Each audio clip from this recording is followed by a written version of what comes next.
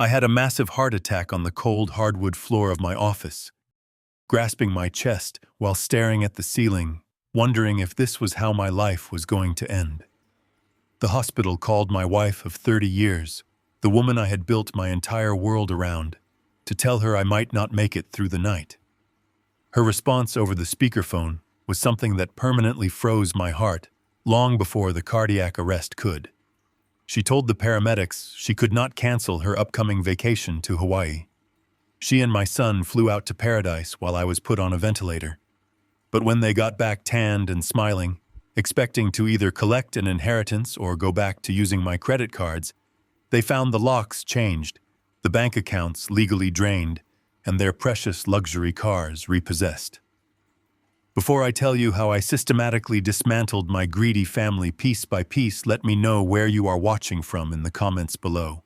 Hit like and subscribe if you have ever had to cut off toxic people who treated you like nothing more than a walking automated teller machine. My name is Jim, and I am 65 years old. I spent 40 of those years building a freight and logistics company from a single rusted delivery box truck into a regional empire. I was the guy who never took a sick day. I was the guy who missed fishing trips to make sure the warehouse payroll cleared.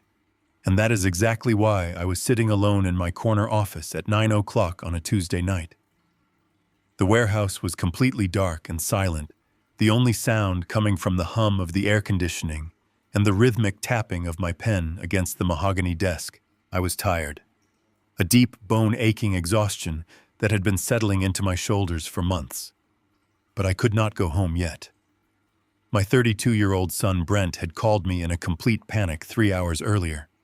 He runs a tech startup that supposedly revolutionizes delivery algorithms, though I have yet to see a single working prototype. Brent told me his investors had pulled out at the last minute, and if he did not meet payroll by midnight, his entire company would fold. He needed an emergency wire transfer of $50,000, not a loan, an emergency bailout. Just like the bailout I gave him for his wedding and the bailout for his luxury apartment deposit. I was the sole financial pillar holding up a family that never seemed to know how to stand on their own 2 feet. I pulled the corporate authorization form toward me. I picked up my pen to sign away another piece of my retirement. But as the ink touched the paper, a strange sensation washed over me. It did not start as a sharp pain. It started as a heavy, suffocating pressure dead center in my chest, as if someone had just parked an anvil on my sternum. I tried to take a deep breath, but my lungs refused to expand. A cold sweat broke out across my forehead instantly. The pen slipped from my trembling fingers, clattering against the desk. The pressure radiated outward, shooting down my left arm like a current of electricity and crawling up the side of my neck into my jaw. I recognized the symptoms from the mandatory health and safety seminars I made my warehouse managers attend. This was a massive myocardial infarction, a heart attack. I tried to stand up, thinking I could make it to the door, but my legs turned to absolute lead. I collapsed heavily against the edge of the desk, pulling the wire transfer paperwork down with me as I hit the floor. The pain was blinding now. It felt like my ribcage was being crushed in a vice. The room began to spin, the edges of my vision turning dark and fuzzy. I dragged myself across the expensive carpet, my breath coming in shallow, ragged gasps. I knew I was completely alone in the building. The night watchman was on the other side of the compound. If I passed out here, no one would find me until the morning shift arrived at 6. I would be dead long before sunrise. I reached up blindly, my fingers feeling along the underside of my desk. Years ago, after a string of warehouse robberies in the area, I had a silent panic button installed directly wired to a private security firm and emergency dispatch. My fingertips brushed the cold plastic casing. With the last ounce of strength I possessed, I slammed my fist upward against the button. Then everything faded into a muted, terrifying gray. I was vaguely aware of the passage of time. I felt the cold floor pressing against my cheek. I heard the distant, muffled sound of sirens piercing the quiet night. Then came the sudden, violent crash of shattering glass. The paramedics had arrived, busting right through the locked glass doors of the front lobby. Heavy boots pounded down the hallway. Flashlights cut through the darkness of my office. Hands were suddenly all over me. Someone was shouting medical terms. I felt the sharp tear of my dress shirt being ripped open, followed by the cold stickiness of monitor pads being slapped onto my chest. Through the haze, I felt one of the paramedics prying my rigid fingers open. I was still clutching the crumpled wire transfer authorization. The paramedic smoothed out the blood-stained paper, shining his flashlight on it. I heard him speak to his partner. His voice tight with a strange mix of urgency and pity. The paramedic said, "Look at this." The poor guy was in the middle of authorizing a $50,000 transfer to his son. He was literally working himself to death to pay someone else's bills. They hoisted me onto a stretcher, strapping me down tightly. The movement sent fresh waves of agony radiating through my chest, but I was just conscious enough to hear the conversations around me. The lead emergency medical technician, a young guy with a calm, authoritative voice, started searching my pockets. He pulled out my wallet and my phone, quickly bypassing the lock screen, using the emergency access feature. "We need to call his wife," the lead technician said to his partner, as they loaded me into the back of the ambulance. The doors slammed shut, enclosing us in the brightly lit, sterile cabin. The siren began to wail, a deafening sound that vibrated right through my bones. The technician put the phone on speaker and held it near his chest while he prepared an intravenous line. The phone rang 3 times before my wife Patty answered. "Hello," Patty said. Her voice was not filled with the sleepy confusion of a woman woken up late at night. Instead, it sounded sharp, alert, and incredibly irritated. There was the clinking of glasses and loud music in the background. "Mrs. Patty, this is the emergency medical dispatch," the technician said loudly over the siren. "Your husband Jim has suffered a severe cardiac event at his office.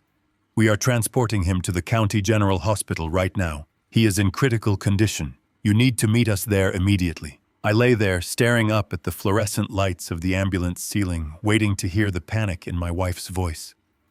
I waited to hear her drop whatever she was holding and ask which hospital.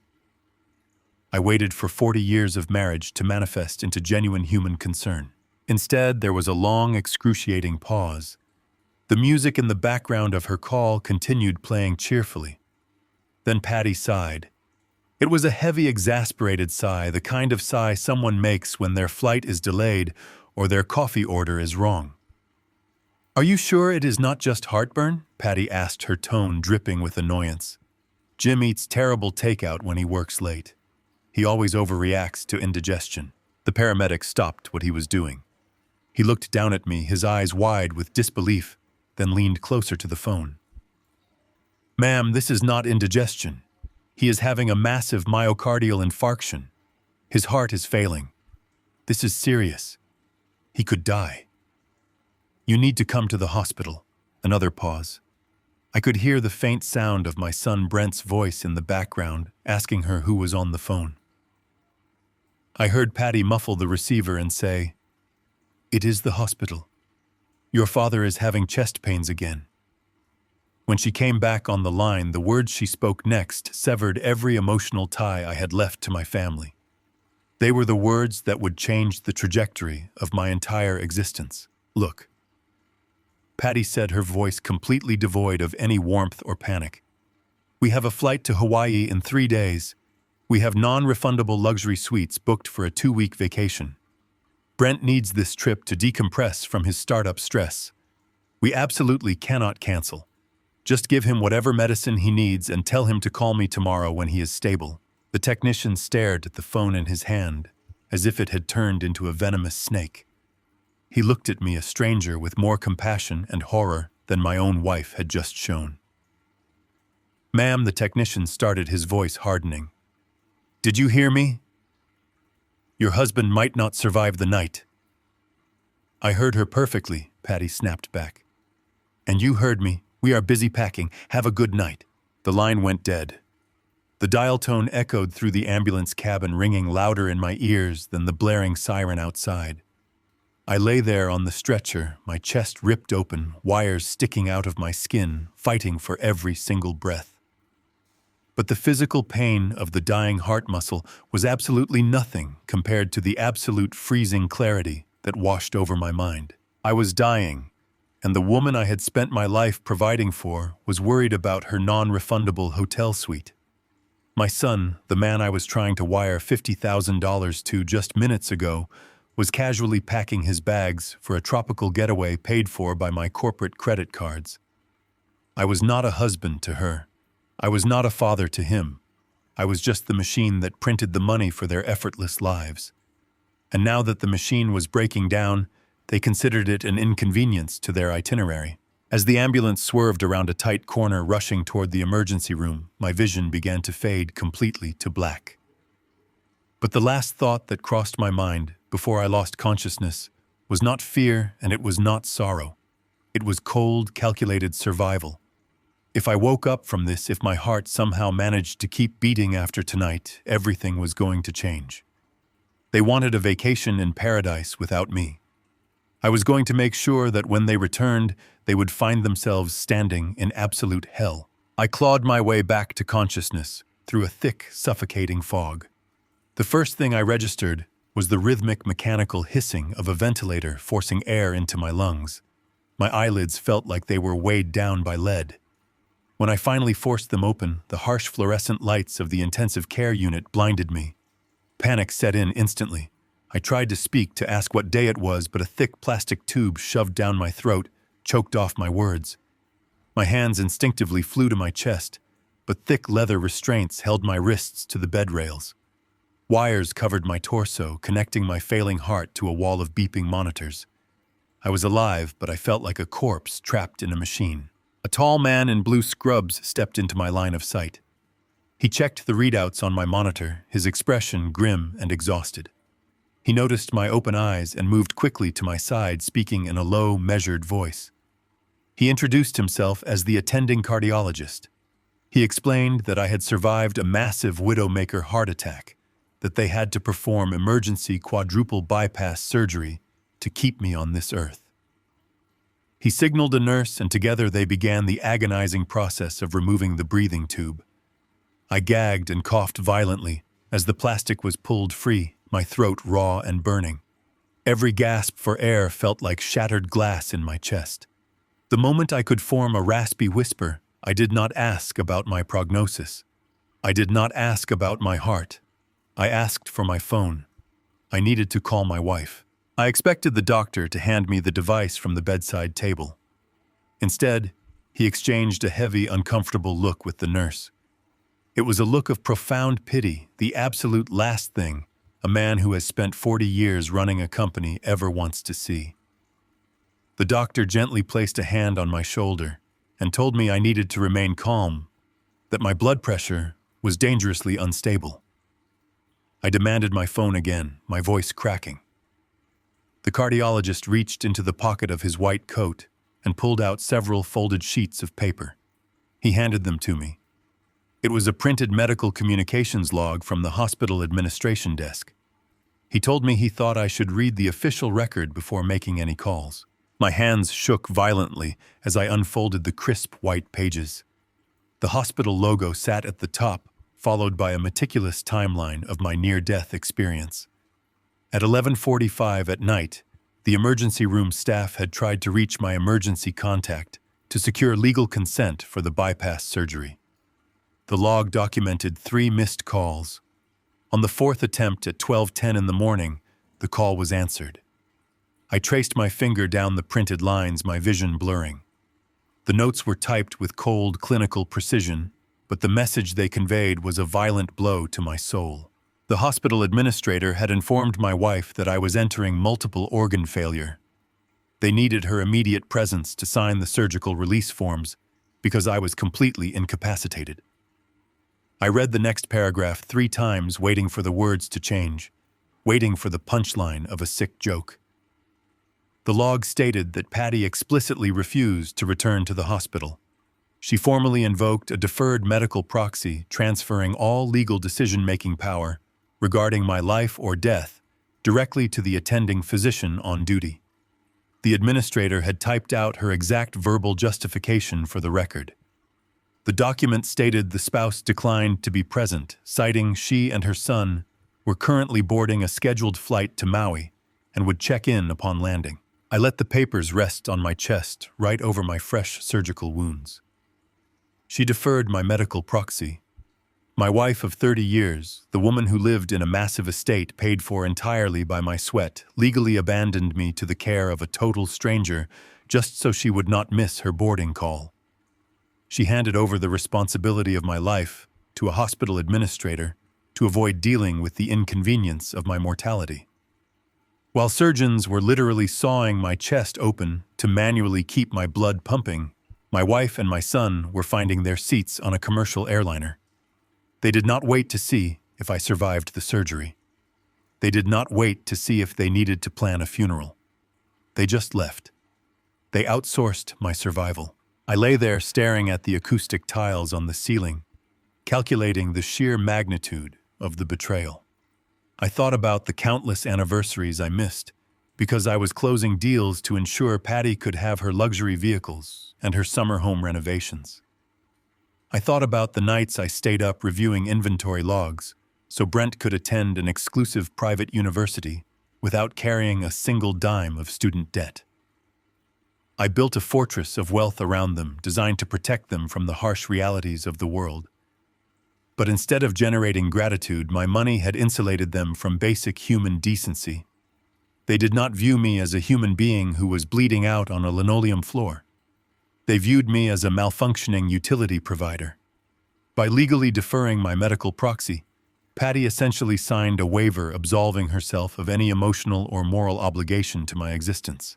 If I died on that operating table, her only concern upon landing in Hawaii would be whether the life insurance policy was set to direct deposit. The cardiologist watched my face drain of color. He asked softly if I still wanted him to retrieve my phone from the personal effects bag. I nodded slowly, my face hardening into a mask of pure stone.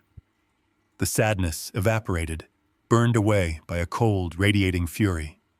The nurse handed me my phone. I pressed my thumb to the sensor to unlock the screen. I expected to see a wall of panicked text messages. I expected voicemails from my son begging for an update, asking if his father was going to pull through. I stared at the screen. The notification bar was almost completely empty. 0 missed calls. 0 text messages asking if I was alive. But there was one single notification waiting for me. It was a ping from a social media application. My daughter-in-law Vanessa had just posted an update and tagged my wife and my son. I tapped the notification, my thumb hovering over the glass. The screen loaded a crisp, high-resolution photograph. It was a selfie taken in the spacious luxury of a first-class cabin. Vanessa was smiling brightly into the camera. Sitting right behind her were my wife Patty and my son Brent. They were leaning toward the aisle, their faces glowing with vacation excitement. They were laughing, and in their hands they were holding up crystal flutes filled with complimentary champagne, clinking their glasses together to toast their tropical getaway. The caption below the picture read, "Vacation mode activated, leaving all our stress on the mainland." I locked the phone screen, plunging the image into darkness. My heart monitor beeped in a steady, calm rhythm. The doctor looked relieved that my vitals had not spiked. He thought I was in shock. He was wrong. I was finally truly awake. The man who had spent 4 decades sacrificing his own health to fund their endless luxury died on that operating table last night. The man who woke up in this bed was someone they had never met. They wanted to leave all their stress on the mainland so they could drink champagne in the clouds. I was going to make sure they never tasted a single drop of luxury ever again. The image of the social media picture faded from my phone screen, leaving me staring at my own reflection in the dark glass. I looked incredibly old. I looked entirely depleted. I looked like a man who had literally worked his physical heart into a state of catastrophic failure for people who were currently ordering a second round of premium mimosa cocktails at 30,000 feet. The profound sadness that had gripped my chest just moments ago simply evaporated. It did not fade away slowly or leave behind any lingering traces of grief. It vanished instantly, entirely replaced by a freezing, absolute clarity. I was completely trapped in an intensive care unit bed with a chest full of titanium staples and a monitor tracking every single beat of my damaged heart. My physical body was utterly broken, but my mind had never been sharper. I realized in that quiet clinical room exactly what my family truly thought of me. I was not a father or a devoted husband. I was an immortal automated teller machine.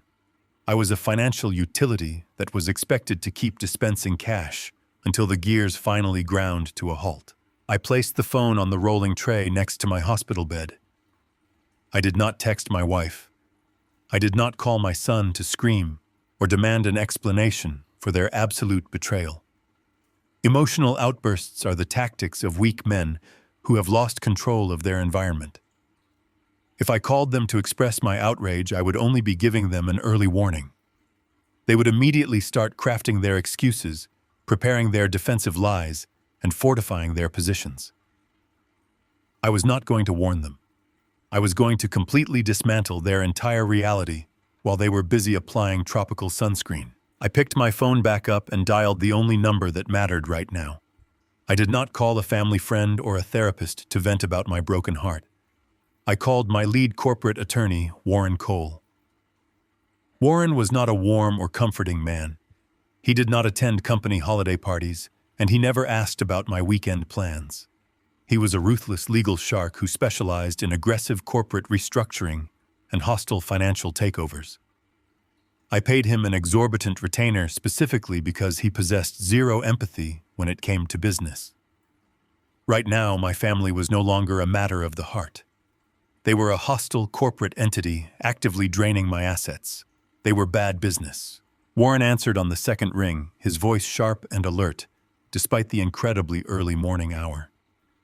I did not waste time with pleasantries or medical details about my near-death experience. I told him exactly which hospital and which intensive care room I was located in. I instructed him to bring his secure, encrypted corporate laptop immediately. I told him we were initiating a complete financial quarantine on my entire life. Warren did not ask if I was feeling okay. He simply said he was already walking to his car. Less than 40 minutes later, the heavy wooden door to my intensive care room swung open. Warren stepped inside, bypassing the nurse's station completely. He wore a crisp, dark suit and carried a heavy metal briefcase.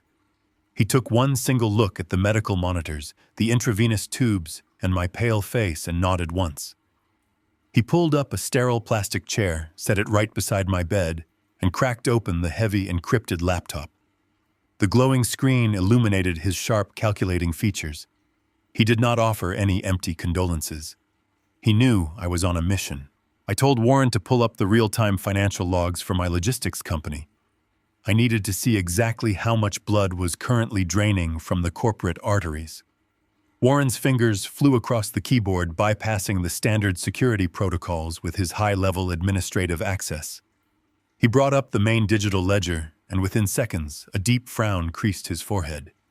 He turned the screen slightly, so I could see the cascading lines of red text populating the spreadsheet. Warren pointed to a series of massive pending charges originating from a luxury resort property in Maui. He looked at me with a rare expression of genuine disbelief. He noted that Patty was currently funding her entire tropical excursion using my corporate platinum card. I felt a cold, heavy knot tighten in my stomach. That specific platinum card was legally bound to the logistics company. I established that line of credit a decade ago with incredibly strict parameters. It was reserved exclusively for catastrophic business emergencies. If a freight truck broke down in the middle of a blizzard, or if a warehouse roof collapsed under heavy snow, that card was meant to keep my company operational and my employees paid. Patty knew this perfectly well. I had told her 100 times that touching that specific account for personal use was a direct violation of corporate tax law. Yet right there on the illuminated screen, I watched the charges materialize in real time. A first-class flight upgrade for 3 people, a premium oceanfront cabana rental reserved for 2 weeks, an exorbitant charge for a private island helicopter tour, and a luxury spa package. My wife was treating my emergency logistics fund like her own personal piggy bank. She was actively jeopardizing the financial stability of the company I built from nothing, all while I was lying in a hospital bed with a freshly repaired heart. I looked at Warren, and my voice did not shake even a fraction. I told him to burn it all down to the ground. I instructed him to initiate a total financial lockdown across the board. I wanted every single corporate credit card canceled immediately. I wanted the business accounts completely frozen to any outside withdrawals. I wanted him to revoke my son's corporate access codes and lock my wife out of the executive payroll system. I wanted to cut the financial umbilical cord with a rusted knife, and I wanted it done right now. Warren nodded, his eyes locked intensely onto the screen. He began executing the emergency corporate protocols, shutting down the commercial lines of credit one by one. The red charges stopped flowing across the ledger. The platinum card was officially dead. For a brief moment, I felt a surge of absolute victory. I imagined Patty standing at a resort reception desk handing over a piece of completely useless plastic, while a hotel manager looked at her with polite disdain. But then Warren stopped typing. He leaned closer to the monitor, his eyes scanning a completely different set of financial data. The confident, ruthless aura that usually surrounded him suddenly evaporated, leaving behind genuine concern. He looked up at me, and his face had gone completely pale. He swallowed hard before speaking. He told me we had a massive, unforeseen problem. Shutting down the corporate accounts was relatively simple because I was the sole legal proprietor of the logistics firm. But Warren had just accessed the personal banking portal to secure my private wealth, and he hit a massive legal wall. When we got married 30 years ago, I had set up our primary domestic accounts as joint marital assets. It was what devoted husbands were supposed to do. It was a sign of absolute trust and partnership. Warren turned the laptop screen entirely toward my face. He pointed to a rapidly updating banking ledger. Patty was not just swiping the corporate platinum card at the hotel gift shop. She was actively logged into our primary joint banking portal from the island. Because her name was on the legal documentation, she had unrestricted, unmitigated access to 3 decades of my personal savings. And she knew exactly what she was doing. I watched in absolute horror as the numbers on the screen plummeted before my eyes. She was not just paying for a lavish vacation anymore. She was bleeding me completely dry. Massive wire transfers were actively processing, moving hundreds of thousands of dollars out of our secure domestic accounts and routing them into private offshore holdings that I did not recognize.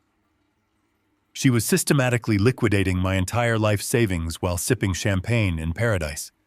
The corporate financial lockdown had clearly tipped her off and triggered her backup plan, and right now I was entirely powerless to stop her.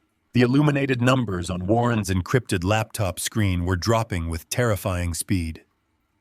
I watched helplessly from my hospital bed as my life savings vanished into the digital void. The money I had literally traded my cardiovascular health to earn was being routed into offshore accounts while I was strapped down by leather medical restraints. The sterile smell of the intensive care unit mixed with the bitter taste of absolute betrayal in my mouth. Warren did not panic or offer any empty words of comfort. He was a man who thrived in the brutal trenches of corporate warfare, and he immediately began typing with a fierce and relentless intensity. He explained that we had a very narrow window to stop the bleeding. Because Patty was legally listed as a co-owner on our primary joint personal accounts, the bank was obligated to process her international wire transfers. But Warren was not just a standard family lawyer. He was a financial predator. He completely bypassed the standard customer service portals and accessed a direct routing hub to make an emergency phone call. He reached the senior vice president of my banking institution at his private residence. Warren demanded an immediate and total temporary freeze on all outgoing transfers, citing suspected identity theft and my severe medical incapacitation.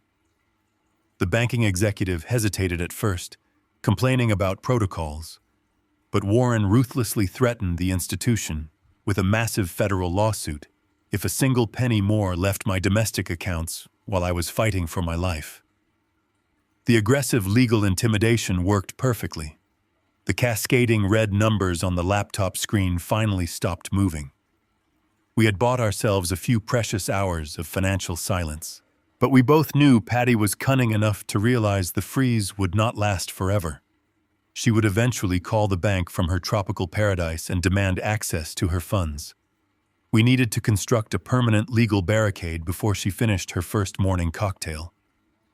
I felt a sharp, agonizing ache radiate through my chest as I asked Warren exactly how much damage she had managed to inflict. He reviewed the frozen ledger and informed me that she had successfully siphoned away a significant portion of our personal liquid cash. A heavy silence filled the hospital room, broken only by the rhythmic hissing of my ventilator machine. Then a rare, predatory smile slowly crossed Warren's face. He opened a highly secured digital folder and reminded me of a crucial legal detail I had completely forgotten in the haze of my grief. I started my logistics company a full 5 years before I ever met Patty. I vividly remembered buying my first rusted delivery box truck and securing a small damp warehouse long before we ever stood at the altar and exchanged our wedding vows. I spent years breathing in diesel fumes and sleeping on a concrete floor to get that business off the ground. Under the specific property laws of our state, that timeline meant the core corporate entity and all of its massive holding assets were strictly classified as premarital property. Patty had absolutely zero legal claim to the business, the commercial real estate, or the massive emergency corporate funds we had just locked down. She had been living off the incredible profits of my company for 30 years, acting like she was the queen of the empire, but legally, she was nothing more than a well-funded spectator. The logistics company and its millions in assets were entirely mine. That sudden realization hit me like a shot of pure adrenaline straight into my weakened heart. She thought she was taking everything to secure her luxurious future without me, but she was only scraping the very surface of my actual wealth. Warren did not stop his relentless assault there. He stated that we needed to run a complete forensic audit of all recent transactions to build an impenetrable legal case against her and my son. He opened the digital ledger tracking the history of Brent and his supposed technology startup. I closed my eyes and asked Warren to trace the specific $50,000 emergency wire transfer I was trying to approve right before my heart failed. That was the exact transfer I was literally dying over on the cold hardwood floor of my office. Warren traced the routing numbers through the complex banking database. His fingers paused over the keyboard, and he let out a low whistle of disgust. He did not find a commercial payroll account or a software development vendor. He found a direct payment portal linking straight to a luxury European automotive dealership. My son was not trying to save a struggling startup company. He did not have desperate employees waiting for their paychecks. Brent was simply trying to pay off the balloon balance on a brand new imported sports car. The sudden crushing weight of that terrible truth pressed down on my chest, much harder than the actual heart attack had. My own flesh and blood had intentionally fabricated a desperate business crisis to trick his aging, exhausted father into buying him a lavish toy. While I was collapsing in my dark office, suffocating and terrified that I would never see my family again, my son was likely browsing custom leather seat options for a vehicle I was paying for. The betrayal was so profoundly deep and so absolute that it instantly eradicated whatever lingering traces of paternal sympathy I had left in my soul. I was nothing but a host to a family of greedy parasites. I looked at Warren with cold, relentless fury and told him to strip them of every single privilege they had ever enjoyed. I wanted a complete and permanent legal separation of my wealth. Warren began drafting the emergency documents right there in the dimly lit intensive care unit. He explained he was establishing an irrevocable blind trust. This specific legal vehicle would immediately absorb every single dollar of my personal and corporate wealth, taking it completely out of my name and placing it behind an impenetrable wall of corporate protection. Patty would not be able to touch a single dime of it ever again. Even if she returned from Hawaii and dragged me into a vicious divorce court, the trust would be completely protected from any kind of marital division. The heavy printer at the nurse's station down the hall hummed to life, as Warren routed the highly sensitive documents through the secure hospital network. A nervous nurse brought the thick stack of warm papers into the room, looking cautiously at my vital monitors.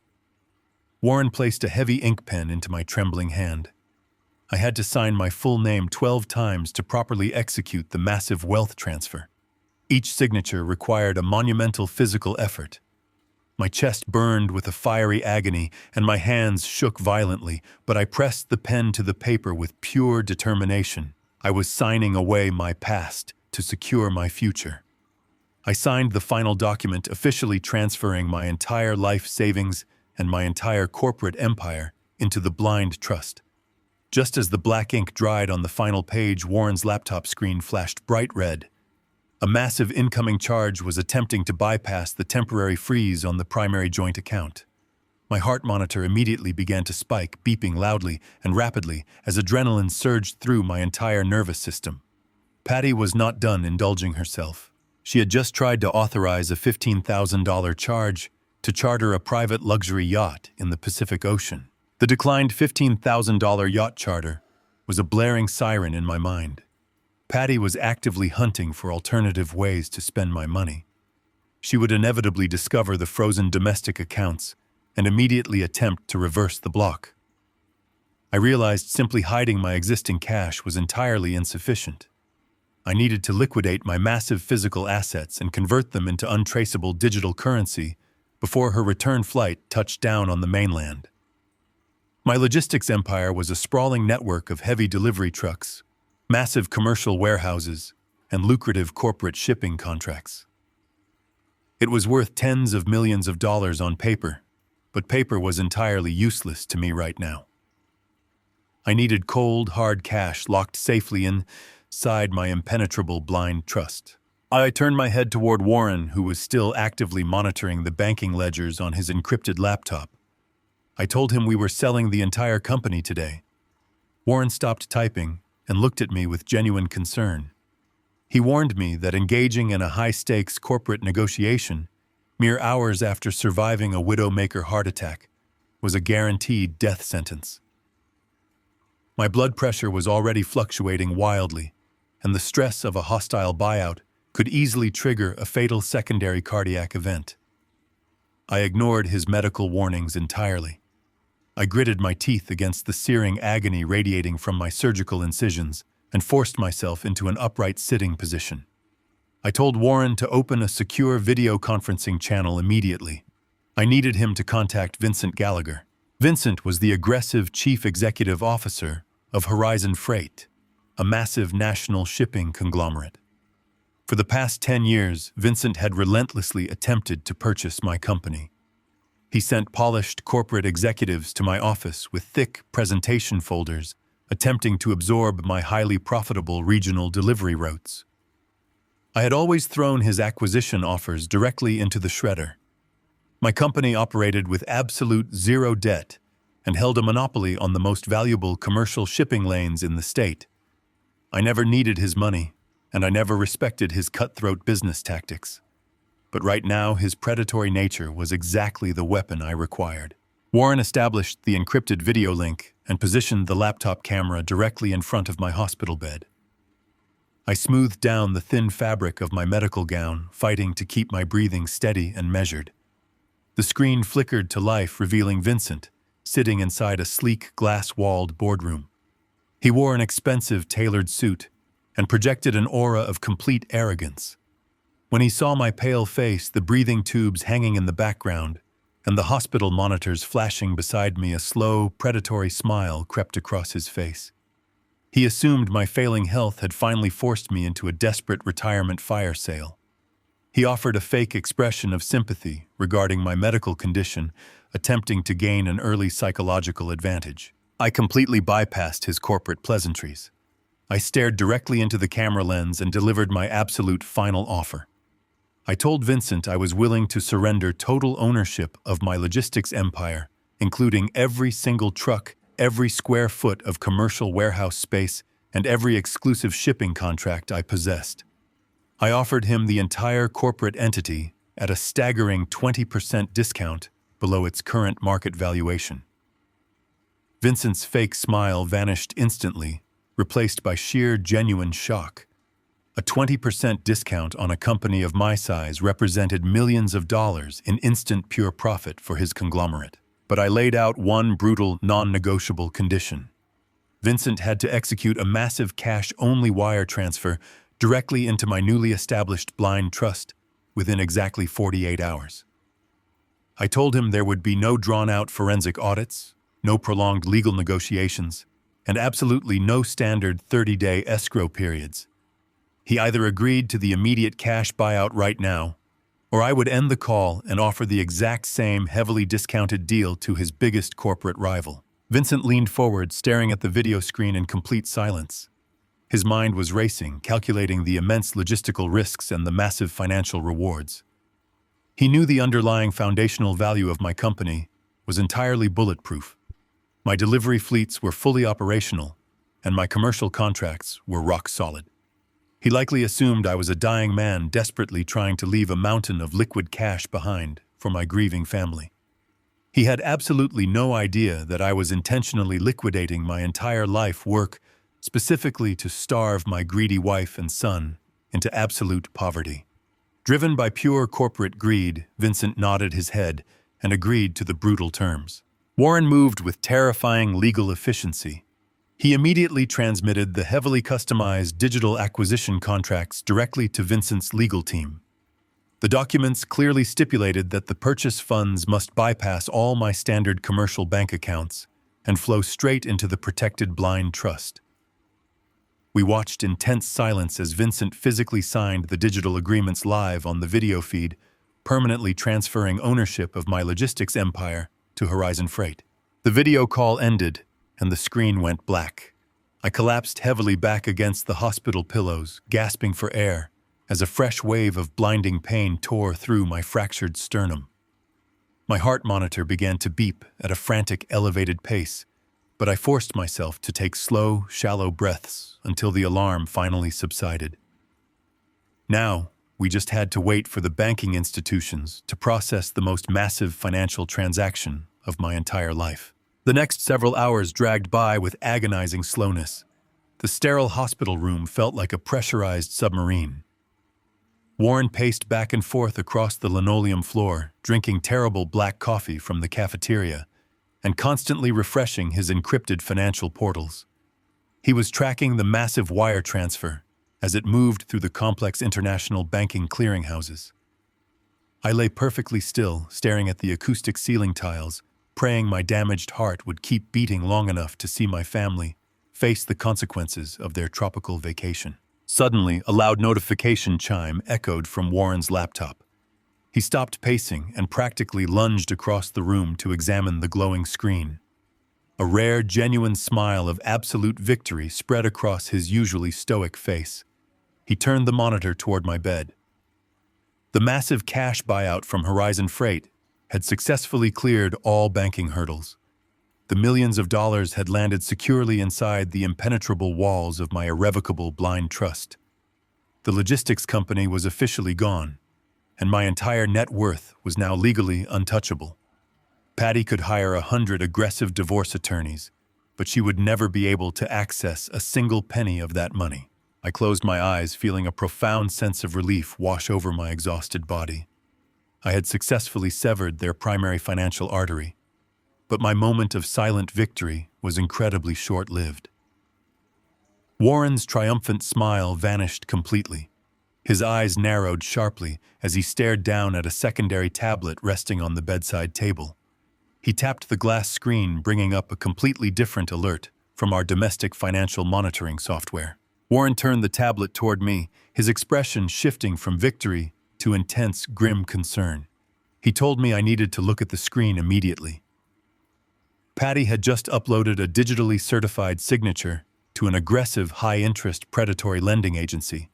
Because I had successfully frozen all of the joint banking accounts and effectively blocked her from using my corporate credit cards, she was aggressively seeking alternative sources of immediate capital. She was not just trying to fund the rest of her luxury vacation in Hawaii anymore. She was making a massive, incredibly reckless financial maneuver to sustain her wealthy lifestyle upon her return. I stared at the digitized loan application, completely horrified by the sheer magnitude of her arrogance. Patty had just officially listed our sprawling marital estate as direct collateral for a massive personal cash loan. The estate was a sprawling mid-century property located in the most exclusive neighborhood in the city. It featured a heated swimming pool, a manicured lawn, and 4 spacious bedrooms. She was actively trying to leverage the roof over our heads to fund her endless vanity projects, while I was trapped in a hospital bed, fighting to survive. She assumed that since we had lived in that house together for 3 decades, she possessed the automatic legal authority to use it as a financial bargaining chip. She was preparing to borrow hundreds of thousands of dollars against the property, fully expecting me to eventually pay off the high-interest debt with my business income. She had absolutely no idea that my business income no longer existed, and she was about to discover a devastating legal reality regarding the true ownership of our family home. The battle for my hard-earned wealth was rapidly shifting from my corporate empire directly to the front steps of my personal residence. The glowing screen of the tablet revealed the absolute depth of my wife's greed. Patty was not just securing a small line of credit to float her tropical vacation. She was attempting to extract $600,000 in cash by using the sprawling mid-century estate we lived in as collateral. I stared at the digital application form processed through a predatory high-interest lending agency. She had brazenly typed in her name as the primary applicant, listing the property address as her sole financial guarantee. My chest ached with a dull, throbbing pain, but my mind operated with the lethal precision of a military tactician. Patty assumed that because she had spent 30 years picking out expensive window drapes and hiring landscaping crews to maintain the front lawn, she possessed the legal authority to mortgage the roof over my head. She was attempting to extract a massive sum of liquid cash to secure her luxurious future, while assuming my business income would blindly cover the exorbitant monthly loan payments. She was essentially stealing my home to pay for her permanent vacation from our marriage. This was not merely an act of financial desperation, but a calculated move to establish her own independent wealth using my life as the funding source. Warren observed my silence and began typing furiously to draft a cease and desist order. He knew exactly what was running through my mind. What Patty completely failed to understand was a fundamental principle of property law in our state. She operated under the arrogant assumption that because we were married, everything we touched was automatically classified as joint marital property. She was entirely ignorant of the actual legal reality regarding that specific estate. I did not buy that house during our marriage. That sprawling property was built by my father and passed down to me after my parents died a full decade before I ever met Patty. It was entirely inherited wealth. Under the strict confines of the law, inherited assets completely bypassed the umbrella of shared marital property unless the inheritor explicitly added the spouse's name to the official deed. I never added her name. I kept the original unalterable property deed locked securely inside a heavy steel safe deposit box at a private bank across town. Patty never had the key, and she never had the legal right to sign away a single square foot of that land. Her absolute confidence in her marital entitlement was about to become the very weapon I used to destroy her. I looked at Warren and instructed him to crush her loan application immediately. Warren did not hesitate. He accessed the county court portal and filed an emergency legal injunction directly targeting the predatory lending agency. He submitted the verified documentation proving that the loan applicant had zero legal ownership of the collateral property. Within exactly 12 minutes, the high-interest loan application was officially flagged for severe fraud and permanently terminated. Patty was completely blocked from extracting a single penny from my family home. But stopping the loan was simply not enough.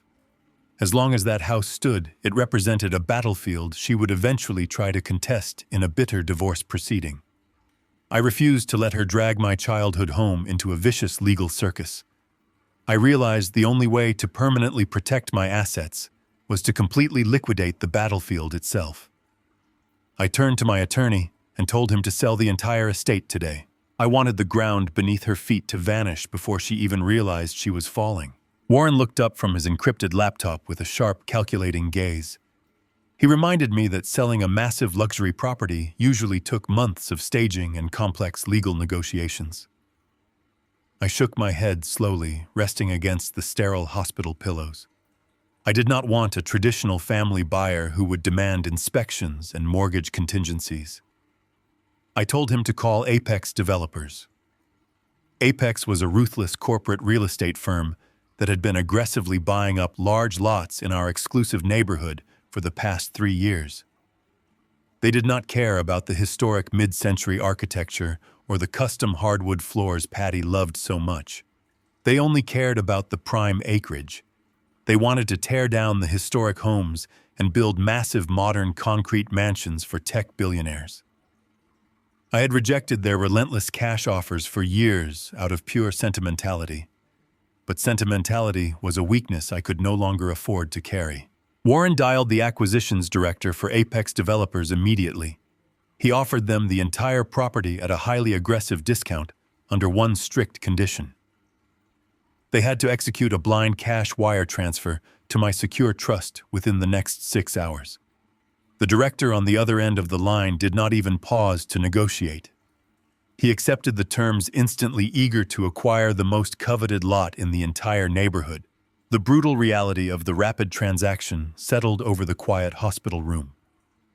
I was legally erasing the physical anchor of my 30-year marriage while strapped to a cardiac monitor.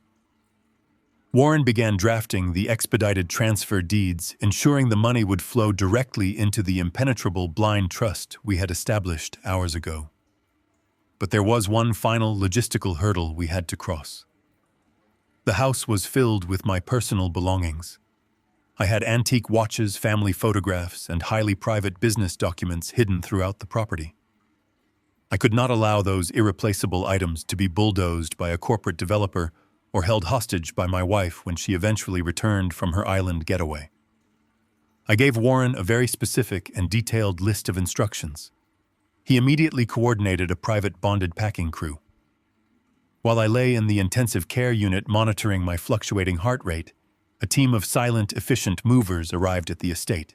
They bypassed the expensive designer furniture and the imported rugs Patty had purchased with my money. They surgically extracted only my personal items, packing my clothes, my father's antique clock, and my secure filing cabinets into unmarked boxes. They moved everything into a climate-controlled storage facility completely untraceable to my family. They worked with ghostly efficiency, leaving behind a house that was nothing more than an empty hollow shell waiting for the wrecking ball. The execution of the plan was a masterpiece of cold, corporate efficiency. Warren watched his monitor as the final confirmation pinged across his screen. Apex Developers had successfully wired the massive cash buyout.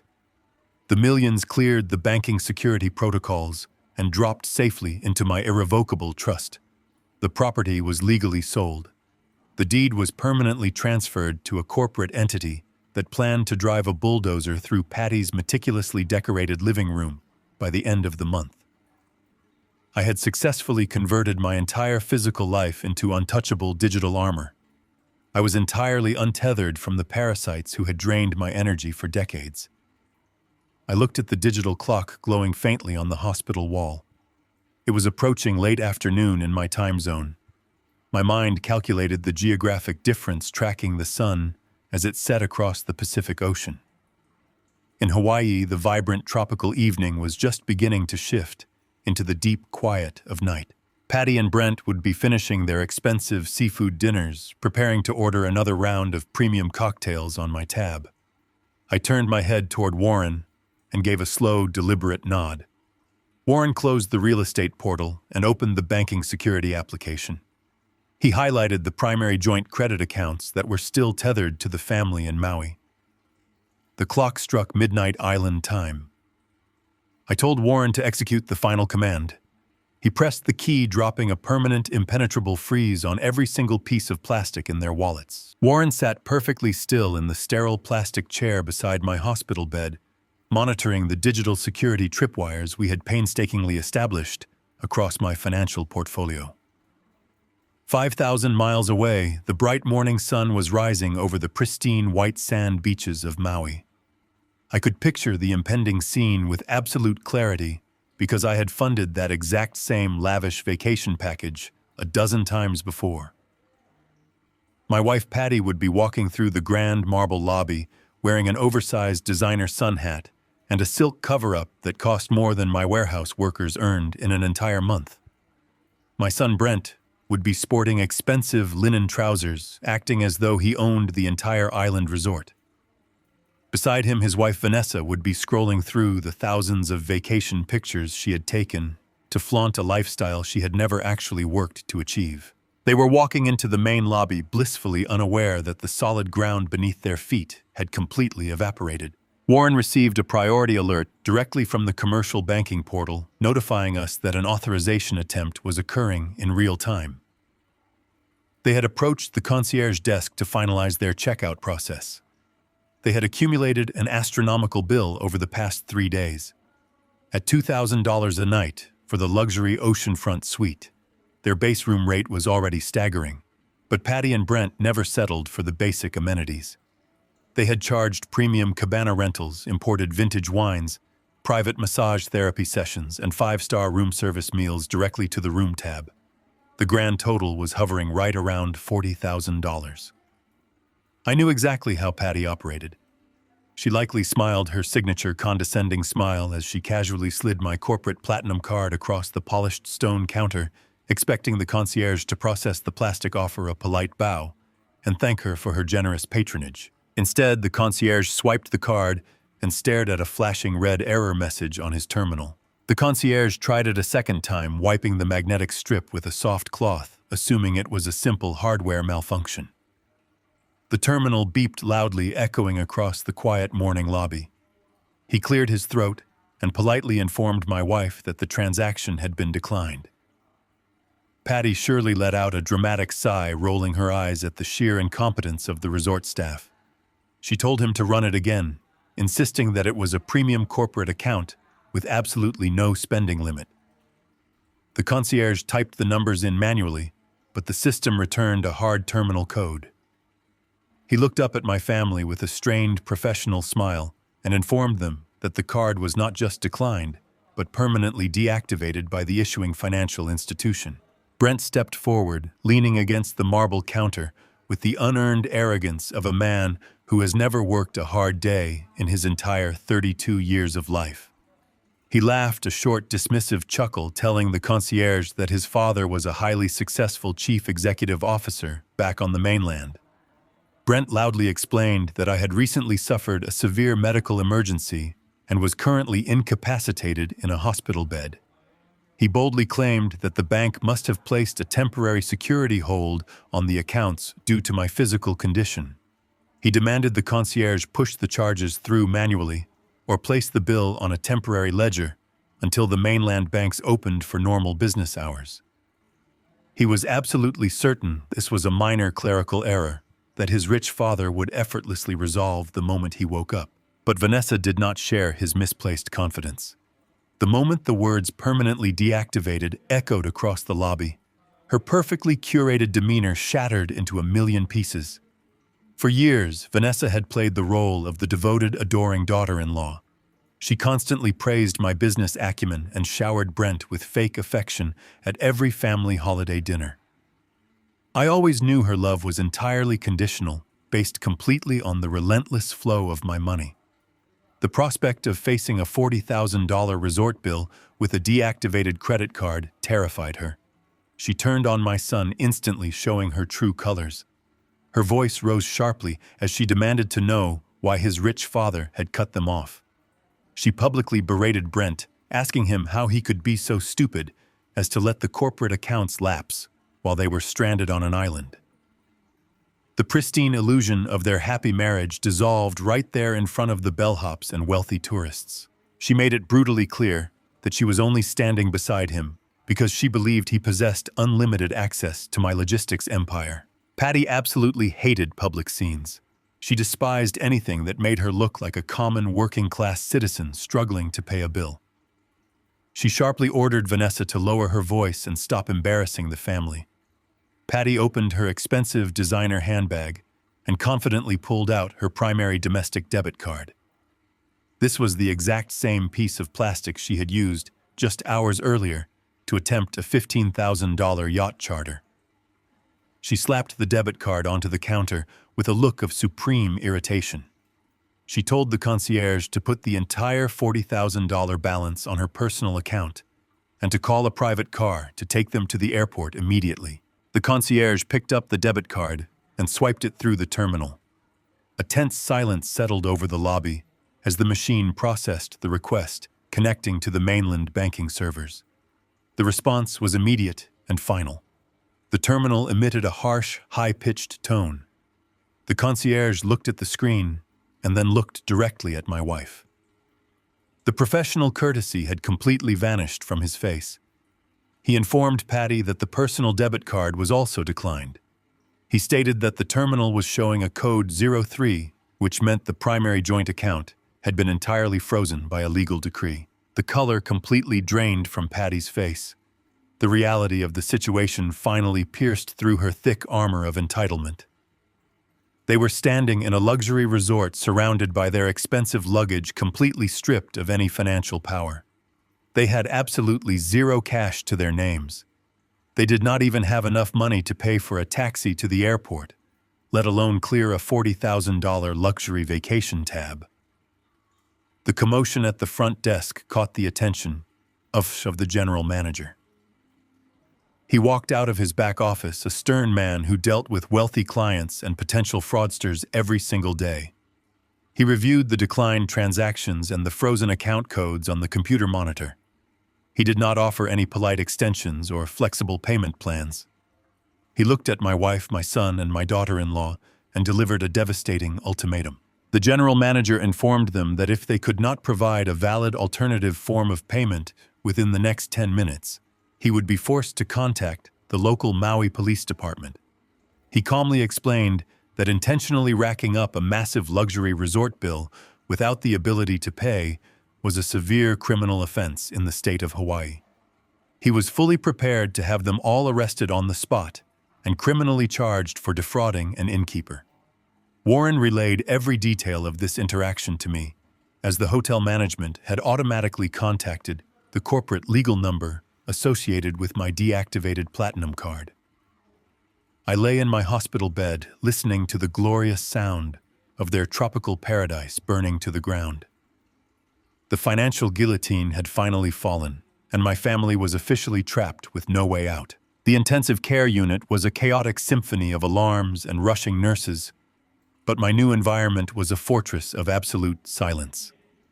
Warren had arranged for a private, undisclosed recovery suite on the top floor of a specialized cardiac rehabilitation center far away from the county hospital.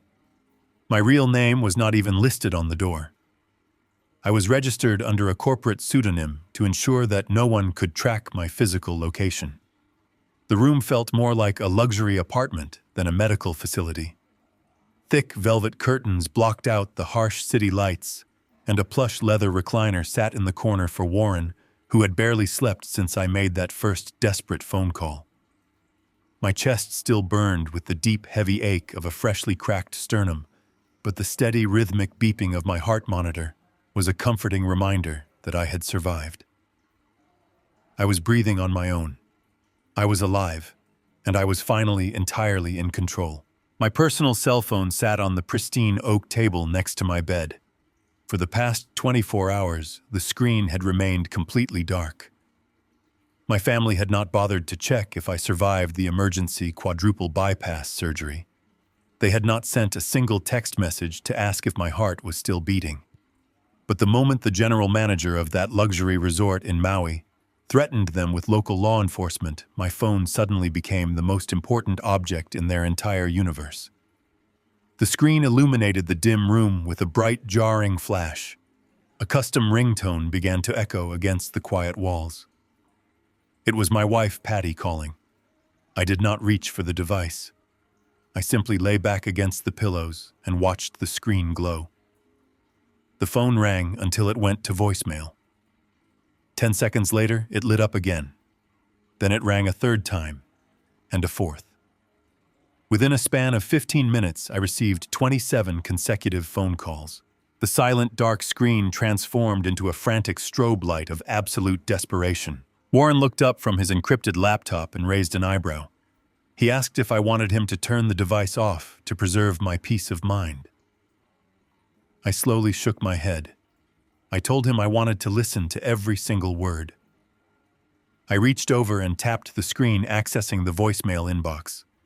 I pressed the speaker button so the audio would fill the quiet recovery suite. The first message was from Patty.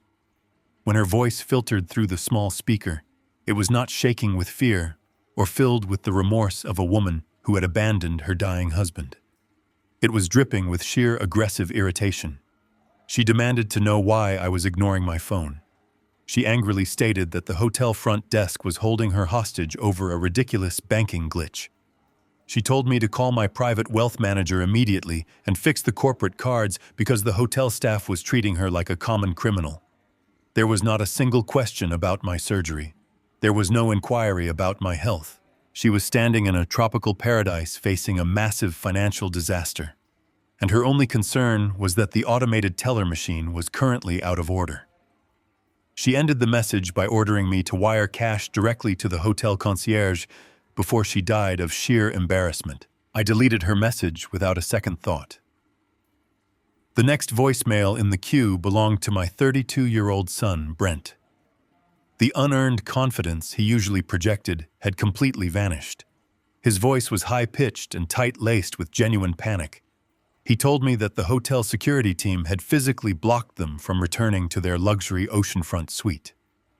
He explained that the management had confiscated all their designer luggage and locked their personal belongings in a holding room until the $40,000 tab was settled in full. Brent actually used the word dad 3 times in a single minute. He only ever called me dad when he needed a financial bailout. Usually he referred to me by my first name like we were casual business associates. Now he was practically crying into the receiver. He begged me to answer the phone, claiming that the local police had just arrived in the hotel lobby and were speaking with the general manager. He pleaded with me to authorize a temporary credit line, promising he would pay me back every single penny. It was a pathetic lie. We both knew Brent had never paid back a single dime in his entire adult life. He had siphoned away hundreds of thousands of dollars to fund his fake technology startup and pay off his secret gambling debts. I listened to his voice crack with sheer terror as he realized his rich father was not going to swoop in and save him from the consequences of his own arrogance. The final voicemail was the most revealing. It came from my daughter-in-law, Vanessa. For years, she had maintained a flawless facade of a sweet, devoted wife who simply loved being part of our wealthy family. The voice that echoed through my hospital suite now belonged to a completely different person. Vanessa was absolutely hysterical. She was screaming into the phone, her words overlapping in a frantic, desperate rush. She yelled that she was completely stranded on an island with zero cash and a deactivated debit card. She violently cursed my son, calling Brent a useless, pathetic liar who had dragged her into a massive, humiliating disaster. She demanded that I send a private car to take her to the airport and book her a first-class ticket back to the mainland immediately. She threatened to leave Brent right there in the hotel lobby if I did not fix the situation. The pristine illusion of their deeply loving marriage dissolved entirely in that single chaotic recording. Vanessa revealed that her affection was fundamentally tied to my bank accounts. The moment the money evaporated, her loyalty vanished with it. I sat in the quiet recovery suite feeling a profound sense of closure. The voicemails were not just desperate pleas for cash. They were absolute vindication.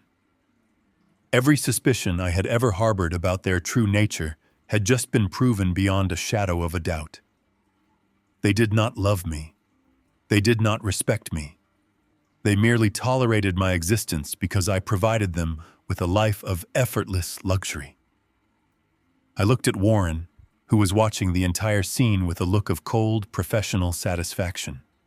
He knew exactly what this meant for the impending divorce proceedings. We had them completely cornered. They had abandoned me in a life-threatening medical crisis to go on vacation, and now they were leaving recorded evidence of their pure financial greed on my personal phone. I picked up a secure tablet Warren had provided for me. I did not intend to leave them waiting in suspense forever. I wanted to deliver the final killing blow while they were still trapped in that crowded hotel lobby, surrounded by police officers and angry resort managers. Earlier that morning, Warren and I had utilized a portion of the newly secured funds in my blind trust to hire a highly specialized local contact on the island of Maui. This contact was a professional process server known for his aggressive and relentless tactics. I opened my encrypted messaging application and typed a single short command to the Hawaiian contact. I hit send and watched the message status change to delivered. 5,000 miles away, in the brightly lit marble lobby of the luxury resort, the chaos was reaching a boiling point. The local police officers were standing near the front desk, writing down statements from the furious general manager. Patty was arguing loudly with a security guard, demanding access to her confiscated luggage. Brent was staring at his dead cell phone, sweating profusely, as he realized his financial safety net was permanently gone. Vanessa was sitting on a plush lobby sofa crying openly and refusing to look at her husband. Through the sliding glass doors of the resort entrance, a tall man in a plain gray suit walked into the lobby. He bypassed the tourists and the luggage carts, walking with absolute purpose directly toward the commotion at the front desk. He did not introduce himself or offer any polite greetings. He simply approached. My wife looked her directly in the eyes and asked her to confirm her legal name. Patty crossed her arms and haughtily confirmed her identity, assuming he was a hotel corporate representative coming to apologize for the banking error. The man did not smile and he did not apologize. He reached inside his jacket and pulled out a thick, heavy sealed envelope. He pressed the envelope firmly into Patty's hands, stating loudly that she had been officially served. The man turned on his heel and walked out of the resort, leaving my family staring down at the thick parcel that held the absolute destruction of their entire luxurious world. Patty stood in the center of the grand marble lobby, holding the thick manila envelope. I was not there to see it with my own eyes, but my local process server provided a highly detailed account of the entire interaction. Patty tore into the heavy paper with aggressive entitlement. She expected to find a cashier check or a formal banking letter, reinstating her platinum privileges. She reached inside and pulled out a stack of crisp white pages. The first document she encountered was not a financial instrument. It was a certified copy of my official hospital medical chart. I wanted her to read the cold clinical facts of what happened while she was selecting her in-flight meal. The medical record clearly detailed that my heart had completely stopped beating. I had flatlined twice on the operating table. The surgeons had to use a defibrillator to shock my chest and force my heart into a steady rhythm. The document was a stark, undeniable testament to my near-death experience. Patty stared at the complex medical terminology. She did not gasp in horror. She did not drop to her knees in a sudden wave of grief. According to my server, she simply frowned in deep confusion. She flipped past the medical chart as if it were an annoying magazine advertisement, looking only for the money she assumed was waiting underneath. The second document she pulled from the envelope finally shattered her arrogant reality. It was a heavy legal notice drafted by Warren and officially stamped by a federal judge. The pages explicitly outlined the immediate permanent termination of every single credit line, corporate account, and joint banking portal previously associated with her name. The legal language left absolutely no room for interpretation or negotiation. She was officially and entirely severed from my wealth. Brent leaned over her shoulder, reading the harsh legal terms. His face drained of all color. He realized his father was not suffering from a temporary banking glitch. I was executing a deliberate surgical financial amputation. Vanessa snatched the documents from his hands. She scanned the termination notice and let out a shrill sound of pure panic. She turned to Brent and began hitting his chest with the thick stack of papers. She screamed that he had promised her a life of absolute luxury, and now they were completely destitute. Patty tried to silence her daughter-in-law, but the damage was already done. The polished illusion of their wealthy family dynamic was burning to ash in the middle of a crowded Hawaiian resort. The general manager approached them again, flanked by 2 local police officers. He was fully prepared to place them in handcuffs and charge them with defrauding an innkeeper. A $40,000 unpaid balance is a severe felony. I could have easily let them go to a local jail. It would have been an incredibly satisfying punishment to watch them call from a holding cell. However, I built a respectable logistics business over 4 decades. I could not allow my last name to be dragged through the mud in a highly publicized criminal trial. I needed my reputation absolutely pristine for the aggressive legal battles ahead. Therefore, I had instructed Warren to execute a very specific maneuver. 10 minutes before the process server arrived, Warren authorized a direct wire transfer to the resort. He completely cleared their massive $40,000 balance using the funds securely hidden in my blind trust. The general manager informed Patty that the outstanding debt had been settled in full by my legal team. The police officers stepped back, their presence no longer legally required. Patty let out a loud, arrogant sigh of relief. She adjusted her expensive silk cover-up and lifted her chin, assuming she had won a decisive victory. She actually told the manager that her husband always came to his senses eventually. She demanded he fetch a bellhop to retrieve their designer luggage so they could move to a different 5-star resort. But the manager shook his head. He informed her that while the bill was paid, her presence was no longer welcome on his property. He ordered them to leave the premises immediately. Patty scowled and reached back into the manila envelope. She assumed I had provided them with a new credit card or a thick stack of emergency cash to continue their tropical vacation.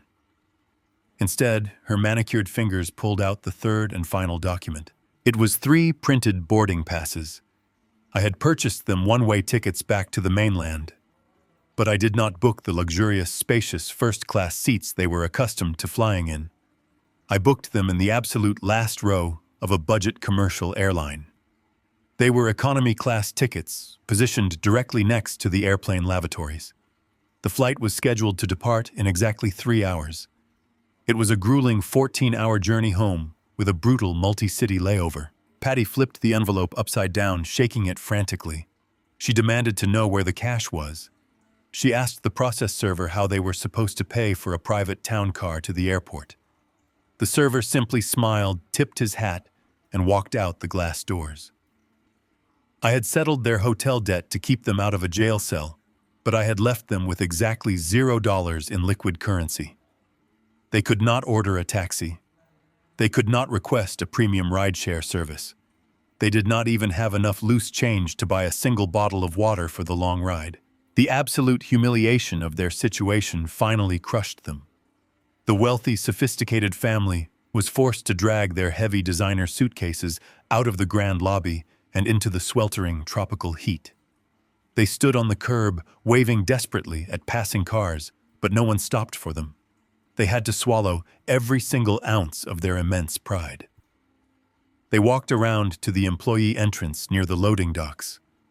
Brent, the man who drove a $100,000 imported sports car, had to physically beg a hotel janitor for a ride.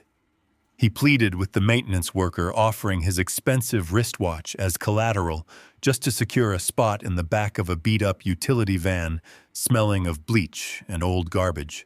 They rode to the airport in complete silence, bouncing around in the back of the dirty van. When they arrived at the terminal, they were forced to stand in the endless economy ticketing line. They dragged their heavy bags through the crowded airport, subjected to the exact same chaotic travel conditions they always mocked. They boarded the crowded commercial flight, squeezing their way to the very back of the aircraft. They sat crammed into tiny, narrow seats, with absolutely no legroom, smelling the harsh chemical odor of the airplane bathroom, for 14 agonizing hours. Because they had no active credit cards, they could not even purchase a basic meal or a headset to watch a movie. But they did not spend that long, miserable flight reflecting on their mistakes. They did not feel any remorse for abandoning a dying man. The brutal discomfort only fueled their intense, burning rage. Patty gripped the plastic armrests of her tiny seat, her mind churning with toxic entitlement. Brent whispered furiously across the aisle, forming a desperate counterattack. They convinced themselves that I had completely lost my mind. They decided that no sane man would ever cut off his loving family so ruthlessly. As the plane soared over the dark ocean, they finalized their new strategy. The moment they landed, they were going straight to a judge. They planned to confront me, ambush me with lawyers, and legally declare me mentally unfit to manage my own empire. They thought they were flying home to launch an aggressive legal war. They had absolutely no idea that I had already burned the entire battlefield to the ground. The commercial airplane finally touched down on the mainland sand after 14 agonizing hours. My family stumbled out of the crowded economy terminal looking completely unrecognizable. They were exhausted and disheveled. They smelled of recycled cabin air and cheap airplane soap. The luxurious tropical glow they had carefully cultivated in Hawaii was entirely eclipsed by their furious, exhausted expressions. They were forced to wait in the regular baggage claim area, watching the carousel spin endlessly while holding back their mounting rage. Vanessa eventually had to pull a secret emergency debit card from the very bottom of her purse just to summon a basic rideshare vehicle. She had hidden that card from my son for years, fully aware of his reckless spending habits. As they climbed into the cramped back seat of a standard sedan, they did not speak about their ruined vacation. They spent the entire 40-minute drive to my estate plotting my absolute legal destruction. Patty sat rigid in the back seat, gripping her designer handbag with white knuckles. She was silently rehearsing the aggressive speech she planned to deliver the moment she walked through my front door. She fully intended to corner me in my recovery chair and scream about the sheer embarrassment I had caused her at the resort. Brent was sitting beside her, massaging his temples and aggressively typing on his phone. He was composing a lengthy email to a high-priced family law attorney demanding an emergency hearing to declare me medically unfit. They were entirely convinced that my severe heart attack had deprived my brain of oxygen. They assumed my financial lockdown was the erratic flailing of a dying, confused old man. They genuinely believed they were driving home to easily conquer a weakened target and seize total control of my logistics empire. The rideshare vehicle turned off the busy main road and slowly cruised into our highly exclusive suburban neighborhood. The manicured lawns and towering oak trees offered a familiar, comforting sight to my furious wife. She leaned forward, instructing the driver to pull directly up to the grand wrought iron gates of our mid-century estate. Patty reached into her purse to retrieve her remote gate opener, fully expecting the heavy metal doors to swing wide and welcome her back to her luxurious kingdom. She pressed the button multiple times, but absolutely nothing happened. The driver pulled the sedan closer to the entrance and stopped the vehicle completely. The scene waiting for my family on the other side of the windshield was not the pristine, welcoming sanctuary they had left behind just a few days ago. The sprawling green lawn had been violently torn to shreds by heavy machinery. Thick temporary chain-link fences surrounded the entire perimeter of the property, completely blocking any unauthorized access. The beautiful custom-wrought iron gates were tightly wrapped in thick steel chains and secured with massive industrial padlocks. The expensive imported flowers Patty had planted near the driveway were crushed beneath the massive tread marks of commercial bulldozers. But the most devastating detail was parked right in the center of the ruined front yard. A massive wooden billboard had been driven deep into the soil. The bright red and black letters painted on the sign read, "Property of Apex Developers slated for demolition." Patty forced the car door open and stumbled out onto the concrete pavement. She stared at the industrial padlocks and the demolition sign in a state of absolute cognitive dissonance. She refused to process the visual information in front of her. She ran up to the chain-link fence and wrapped her manicured fingers around the cold metal wire, shaking it violently. She screamed at the top of her lungs, demanding to know who had vandalized her precious home. Brent and Vanessa climbed out of the vehicle and stood on the sidewalk, completely paralyzed by the sheer magnitude of the destruction. Through the large front windows of the house, they could see that the interior was completely gutted. The expensive imported rugs, the custom velvet sofas, and the priceless crystal chandeliers were entirely gone. The house was a hollow, echoing shell waiting for the wrecking ball. A burly construction foreman wearing a bright reflective vest and a hard hat walked out of the empty front door. He carried a heavy metal clipboard and looked extremely annoyed by the sudden loud disturbance at his secure job site. Patty spotted the foreman and immediately unleashed a torrent of hysterical entitlement. She screamed that she was the lady of the house and demanded he remove the chain-link fences instantly. She threatened to call the police and have him arrested for trespassing and vandalism. She loudly invoked my name, claiming her wealthy husband would sue his construction company into absolute bankruptcy. The foreman did not flinch. He calmly walked up to the fence, completely unfazed by her manic screaming. He looked at Patty with the tired, exasperated expression of a man who deals with difficult people all day long. He did not apologize or attempt to calm her down. He simply unclipped a thick stack of legal papers from his metal board and shoved them right through the gaps in the chain-link fence. He told her to read the documents carefully before she embarrassed herself any further. He stated that Apex developers had officially purchased the entire property in a cash transaction that was legally finalized 24 hours ago.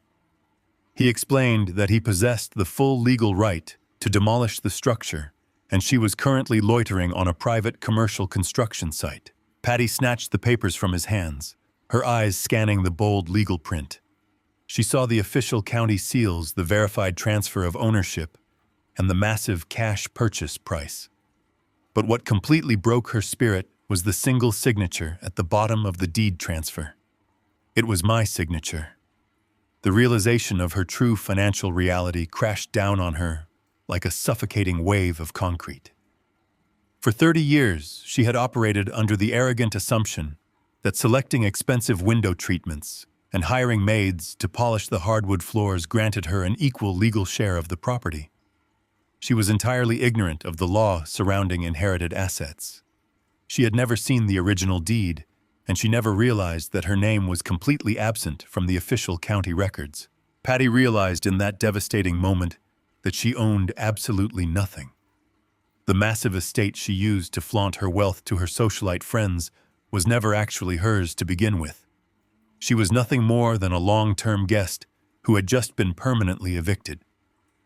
Her knees buckled, and she collapsed onto the dirty concrete sidewalk, sobbing uncontrollably as the foreman turned his back and walked away to continue his demolition prep. She clutched the voided property deed to her chest, mourning the sudden violent death of her upper-class identity. Brent rushed forward to pull his mother up from the dirty pavement. His mind was racing, trying to salvage whatever was left of their shattered reality. He looked at his crying mother and his completely terrified wife, trying to project a false sense of masculine control. He told them to stop panicking in the middle of the street. He promised Patty that we would figure out a way to reverse the sale and punish me for my insane behavior. He confidently announced that they would just call another rideshare vehicle and go directly to his luxury apartment downtown. He assured them they could regroup at his place, sleep in a comfortable bed, and hire a ruthless attorney first thing in the morning. Vanessa wiped her tears and nodded, feeling a tiny spark of relief. She assumed they still had Brent's expensive high-rise apartment as a comfortable safety net. Brent reached into his pocket and pulled out his cell phone to request a new vehicle. The moment the phone screen illuminated, a priority email notification dropped down from the top banner. The sender was the corporate management company that owned his luxury high-rise building. Brent tapped the notification, expecting a standard building maintenance update. Instead, his eyes widened in sheer absolute terror as he read the bold subject line. It was an official notice of immediate eviction. Brent's hands began to shake violently as he read the cold legal text in the body of the email. For the past 3 years, I had been quietly paying the exorbitant monthly rent for his downtown apartment through a subsidiary corporate account linked to my logistics firm. Because I had successfully liquidated the entire company and severed all business accounts, the corporate lease had been officially and permanently terminated that exact morning. The property management company informed Brent that since the corporate guarantor no longer existed, the lease was voided. He was ordered to surrender the keys and clear out his personal belongings within 24 hours, or the building security team would physically remove his property and leave it on the curb. Brent dropped his phone onto the sidewalk, the glass screen shattering against the concrete. The false confidence completely drained from his face. He looked at his mother, who was still sitting on the ground, crying over a useless property deed. He looked at his wife, who was staring at him with a mixture of profound disgust and mounting horror. The financial guillotine had completed its final deadly swing, cutting off their very last avenue of retreat. My family was standing on the side of a busy suburban street, surrounded by their expensive luggage, completely stripped of their wealth, their credit, and their homes. They were officially and entirely homeless. Standing on the side of that suburban street, completely stripped of their wealth and their homes, my family was pushed to the absolute brink of desperation. They had nowhere left to go and no one else to manipulate. Driven by pure panic, Patty pulled out her cell phone and dialed the only person she believed could reverse this catastrophic nightmare. She called my corporate attorney, Warren Cole. Warren was sitting in his downtown office, fully expecting her call. He answered the phone with a perfectly rehearsed tone of professional concern. Patty screamed into the receiver, demanding to know what had happened to our estate and my company. She hysterically claimed that the lack of oxygen during my heart attack had severely damaged my brain, and that I was making insane, irrational financial decisions. Warren played his part flawlessly. He offered a heavy, calculated sigh and told her that he was incredibly worried about my mental state as well. He smoothly lied and told Patty that he had been trying to schedule a family meeting to discuss my deteriorating condition. He gave her the exact address of my private cardiac recovery facility, urging her to come immediately to help him reason with a sick, confused old man. My family swallowed the bait without a single second of hesitation. They hauled their heavy designer luggage back into another rideshare vehicle and sped toward the outskirts of the city. The recovery center was an exclusive, highly secured medical sanctuary nestled deep in the wooded hills, far away from the noise of the downtown hospitals. It was a place designed for absolute tranquility and healing. I was sitting in a specialized ergonomic wheelchair, facing a massive bay window that overlooked a beautiful manicured Zen garden. The warm afternoon sunlight spilled across my lap, bringing a comforting heat to my aching chest. I was sipping a cup of herbal tea, feeling completely calm and remarkably focused. I knew exactly what was about to walk through that door. The heavy oak door to my private suite suddenly swung open, hitting the wall with a loud, aggressive thud. Patty stormed into the room like a localized hurricane. Her expensive vacation clothes were wrinkled and stained with travel sweat. Her hair was completely disheveled and her eyes were wide with a frantic, manic energy. Brent and Vanessa trailed closely behind her, dragging their suitcases into the pristine medical suite. They looked like refugees fleeing a war zone, but the only war they were fighting was the one they had started against me. Patty did not ask how I was feeling. She did not express a single ounce of relief at seeing me alive and breathing on my own. She marched directly to the center of the room and launched into a hysterical, blistering tirade. Her voice echoed off the sterile walls, sharp and accusing. She screamed about marital duty and family loyalty, demanding to know how I could possibly do something so vicious and cruel to the people who loved me. She paced back and forth, waving her arms wildly, claiming that she had given me the best 30 years of her life. She shouted that I had completely lost my mind and threatened to call a judge that very afternoon to have me locked away in a psychiatric ward. She proudly declared that she was going to seize control of my medical and financial rights because I was clearly a senile, delusional old man who was destroying our family legacy. I did not interrupt her. I did not raise my voice or attempt to defend myself. I sat perfectly still in my wheelchair, looking out the window at the peaceful garden, while she screamed herself hoarse. What Patty did not realize was that my personal cell phone was resting quietly on my lap, hidden beneath the fold of my medical blanket. The voice memo application was open and actively recording every single unhinged threat and hysterical accusation pouring out of her mouth. She was willingly providing me with irrefutable audio evidence of her severe emotional instability. She was actively dismantling her own legal strategy, proving to any future judge that she was entirely unfit to act as my legal guardian. When she finally ran out of breath, her chest heaving with exertion, she stood over me, glaring with pure, absolute hatred. She demanded that I call Warren immediately to reverse the sale of the house and reinstate her platinum credit cards. The quiet hum of the oxygen machine in the corner was the only sound in the room for a long, tense moment. I slowly turned my wheelchair to face her. I looked into her furious eyes and simply raised one single hand. The commanding gesture caught her completely off guard, and the room fell into a dead, suffocating silence. I reached over to the small bedside table and picked up my digital tablet. I did not offer any explanations or engage in a shouting match. I tapped the screen, opening an audio file that Warren had secured from the county emergency dispatch logs. I pressed play and turned the tablet volume all the way up. The clear, frantic voice of the ambulance paramedic filled the quiet recovery suite, pleading with my wife to come to the hospital because my heart was failing and I was going to die. Then Patty's own voice echoed through the room, sharp, irritated, and entirely devoid of human empathy. "Are you sure it is not just heartburn? We fly to Hawaii in 3 days. We absolutely cannot cancel. Just give him whatever medicine he needs and tell him to call me tomorrow when he is stable." The audio recording hung in the air like a thick, toxic cloud. The absolute moral high ground Patty thought she possessed evaporated instantly. The color completely drained from her face, leaving her looking pale and terrified. She opened her mouth to speak, to fabricate some desperate excuse, but no words came out. The undeniable reality of her callous betrayal had been played back to her in high-definition audio. There was no way to manipulate or twist the narrative. She had chosen a luxury vacation over her husband's life, and everyone in the room had just heard it. I placed the tablet back on the table and folded my hands in my lap. I spoke in a low, calm, and completely unwavering voice.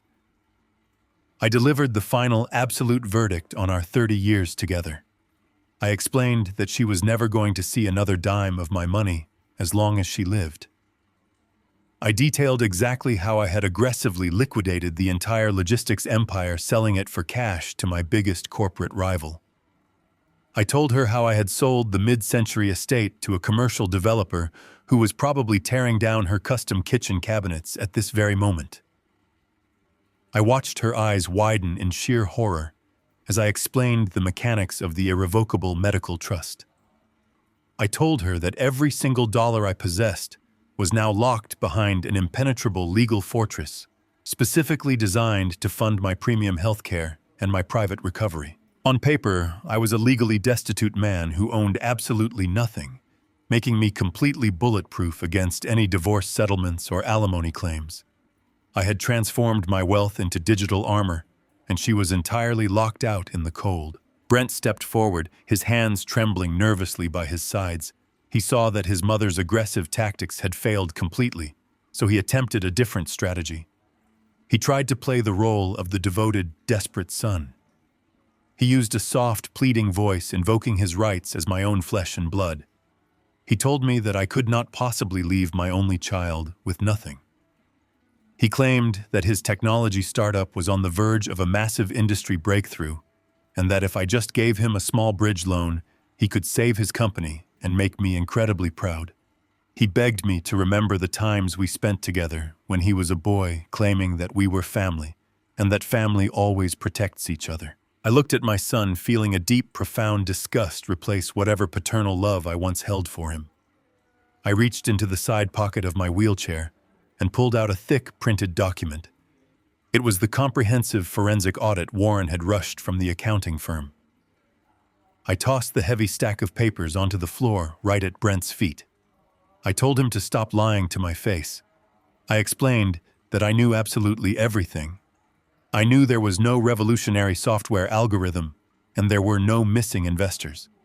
I detailed how I had traced the $50,000 emergency wire transfer directly to a luxury European automotive dealership to pay off his imported sports car. But I did not stop there. I raised my voice, my tone slicing through his pathetic facade like a rusted blade. I revealed the deepest, darkest secret the forensic audit had uncovered. I told him I knew about the offshore gambling syndicates. I listed the exact staggering amounts of money he had been secretly wiring to cover his illegal sports betting debts over the past 4 years. He had not been building a technology company. He had been feeding a massive, dangerous gambling addiction using my logistics firm as his personal, unlimited bankroll. He had been stealing from the father, who was working 18-hour days to keep him comfortable. A sharp gasp echoed from the corner of the room. Vanessa took a slow, terrified step backward, physically distancing herself from her husband. She stared at Brent as if he had just transformed into a terrifying monster. The wealthy, successful tech entrepreneur she thought she had married was a complete and utter fabrication. The reality crashed down on her with brutal force. She realized that she was legally tied to a man who had absolutely zero assets, zero income, and hundreds of thousands of dollars in illegal, dangerous debt. The man she had endured purely for his financial prospects was actually a massive financial liability. Brent tried to reach out to his wife, stammering frantic apologies and promising he could fix it. Vanessa swatted his hand away with a look of pure, unadulterated disgust. The family unit shatters right there in front of my eyes. The polite smiles, the forced holiday dinners, the illusion of unconditional love, all of it dissolved into a toxic puddle of greed and mutual hatred. They were no longer a family. They were just 3 selfish strangers who had finally run out of other people's money to spend. I leaned back in my wheelchair, looking out at the peaceful Zen garden, feeling my heart beat steadily in my chest. The surgery had fixed my arteries, but the truth had finally cured my life. The heavy silence in the recovery suite was absolutely deafening. The revelation of the massive illegal gambling debts hung in the air like a suffocating blanket of thick black smoke. I watched Vanessa standing near the heavy wooden door, her posture completely rigid and her breathing shallow. For the entirety of their 5-year marriage, she had strutted through my home draped in designer labels and imported luxury jewelry, operating under the firm and arrogant belief that she had successfully secured a golden ticket to unlimited wealth. Now the brutal reality crashed down upon her shoulders with the weight of a collapsing building. She was legally bound to a man who possessed absolutely zero income, zero tangible assets, and hundreds of thousands of dollars in dangerous underground debt. Her eyes darted frantically from the forensic audit scattered across the floor to the pale, sweating face of her husband. Brent tried to take a desperate step toward her, his hands outstretched in a pathetic plea for matrimonial solidarity. He stammered a weak apology, promising that he could win the lost money back if she just gave him a little more time to access the right underground poker tables. Vanessa did not offer a single ounce of comfort or understanding. Her beautiful features twisted into a mask of pure, unadulterated disgust. She looked at Brent as if he were a rotting piece of garbage that someone had carelessly dumped onto her pristine designer shoes. She did not scream or cry or offer any dramatic emotional monologue. Instead, she performed an act of supreme and devastating finality. She reached for her left hand and violently twisted the massive diamond engagement ring off her finger. I remembered the exact day Brent purchased that ring, using a substantial bridge loan from my corporate logistics accounts that he swore he would repay within a single month. Vanessa threw the heavy diamond directly at his chest with maximum force. The expensive piece of jewelry bounced off his wrinkled vacation shirt and clattered sharply against the hardwood floor, rolling away into the dark corner of the medical suite. She told him with a voice dripping in pure toxic venom that he was a pathetic, worthless fraud. She stated clearly that she was contacting a ruthless divorce attorney the very moment she stepped out of the building. She turned on her heel and marched out of the room, slamming the heavy oak door behind her with a definitive thud, leaving her husband completely abandoned and entirely alone. Brent stood frozen in the center of the room, staring blankly at the closed door. His entire fraudulent life had evaporated in the span of 60 seconds. Desperate for any remaining source of comfort or financial salvation, he slowly turned his head to look at his mother. Throughout his entire life, Patty had always rushed blindly to his defense. She had relentlessly coddled him, protecting him from the harsh consequences of his constant failures, and demanding that I write endless checks to solve his self-inflicted problems.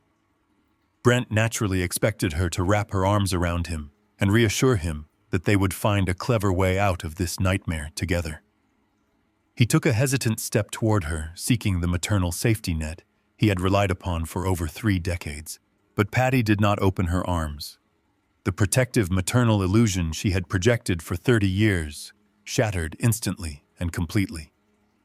She looked at her only child with a blazing inferno of absolute hatred. She closed the distance between them with terrifying speed and raised her right hand high into the air. She brought her palm across his face in a vicious, stinging slap that echoed sharply through the quiet recovery suite. Brent staggered backward, clutching his reddened cheek in complete shock.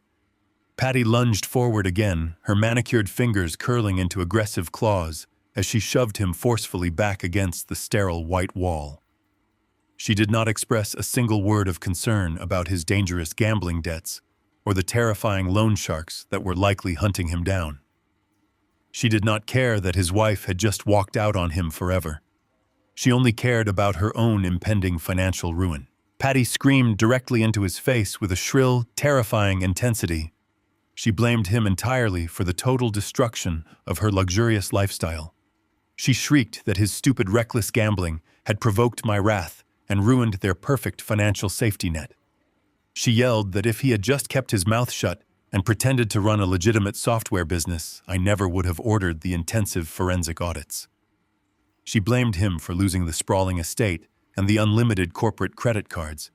She aggressively poked him in the chest, stating that his selfish greed had cost her a permanent vacation in paradise. She was completely oblivious to her own catastrophic greed and entirely focused on punishing the son who had triggered her sudden fall into absolute poverty.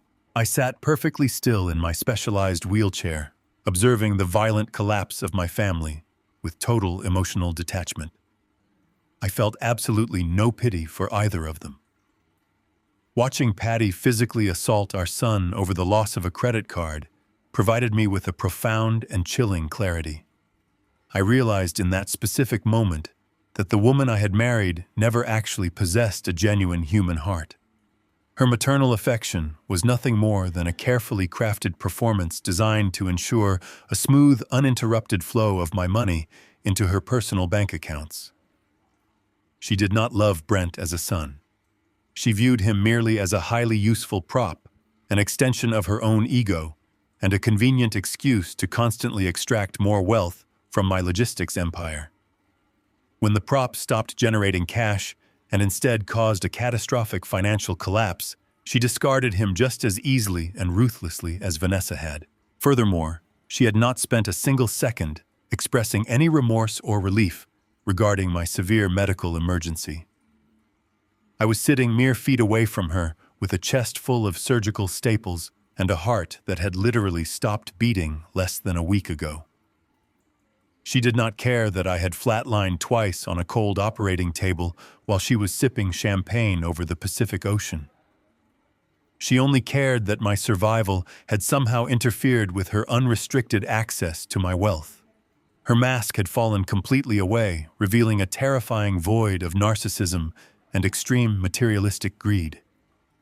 I watched them tear into each other like starving feral animals, fighting over the last scrap of meat on a discarded bone. The toxic family dynamic I had unknowingly funded for decades was finally eating itself alive, and I felt a profound sense of absolute peace washing over my healing body. I was finally completely free of the grand illusion. The aggressive shouting match between mother and son was suddenly interrupted by the heavy oak door swinging open once again. My corporate attorney, Warren Cole, stepped into the private medical suite. He was no longer alone. He was flanked by 2 massive uniformed security guards from the private recovery facility. Warren adjusted his expensive tailored suit jacket and surveyed the chaotic scene with an expression of cold, supreme satisfaction. He walked right past Brent, who was still cowering against the wall, rubbing his red cheek. Warren stopped directly in front of Patty. He did not raise his voice or show any emotion whatsoever. He simply reached into his thick leather briefcase and pulled out a massive stack of heavily stapled legal documents. He held the thick papers out toward my wife. Patty stared at the documents, her chest heaving, her eyes darting between Warren and the two imposing security guards standing near the doorway. She slowly reached out her trembling hands and took the heavy stack of paper. Warren informed her in a low, lethal voice that she was officially being served with immediate divorce proceedings. He stated clearly that the legal separation was being filed under conditions of extreme marital fault, citing her documented and undeniable abandonment of a dying spouse during a critical medical emergency. But Warren was not finished delivering the devastating legal news. He pointed a firm finger at the thickest section of the legal binder. He told Patty that the documents also contained a massive civil lawsuit.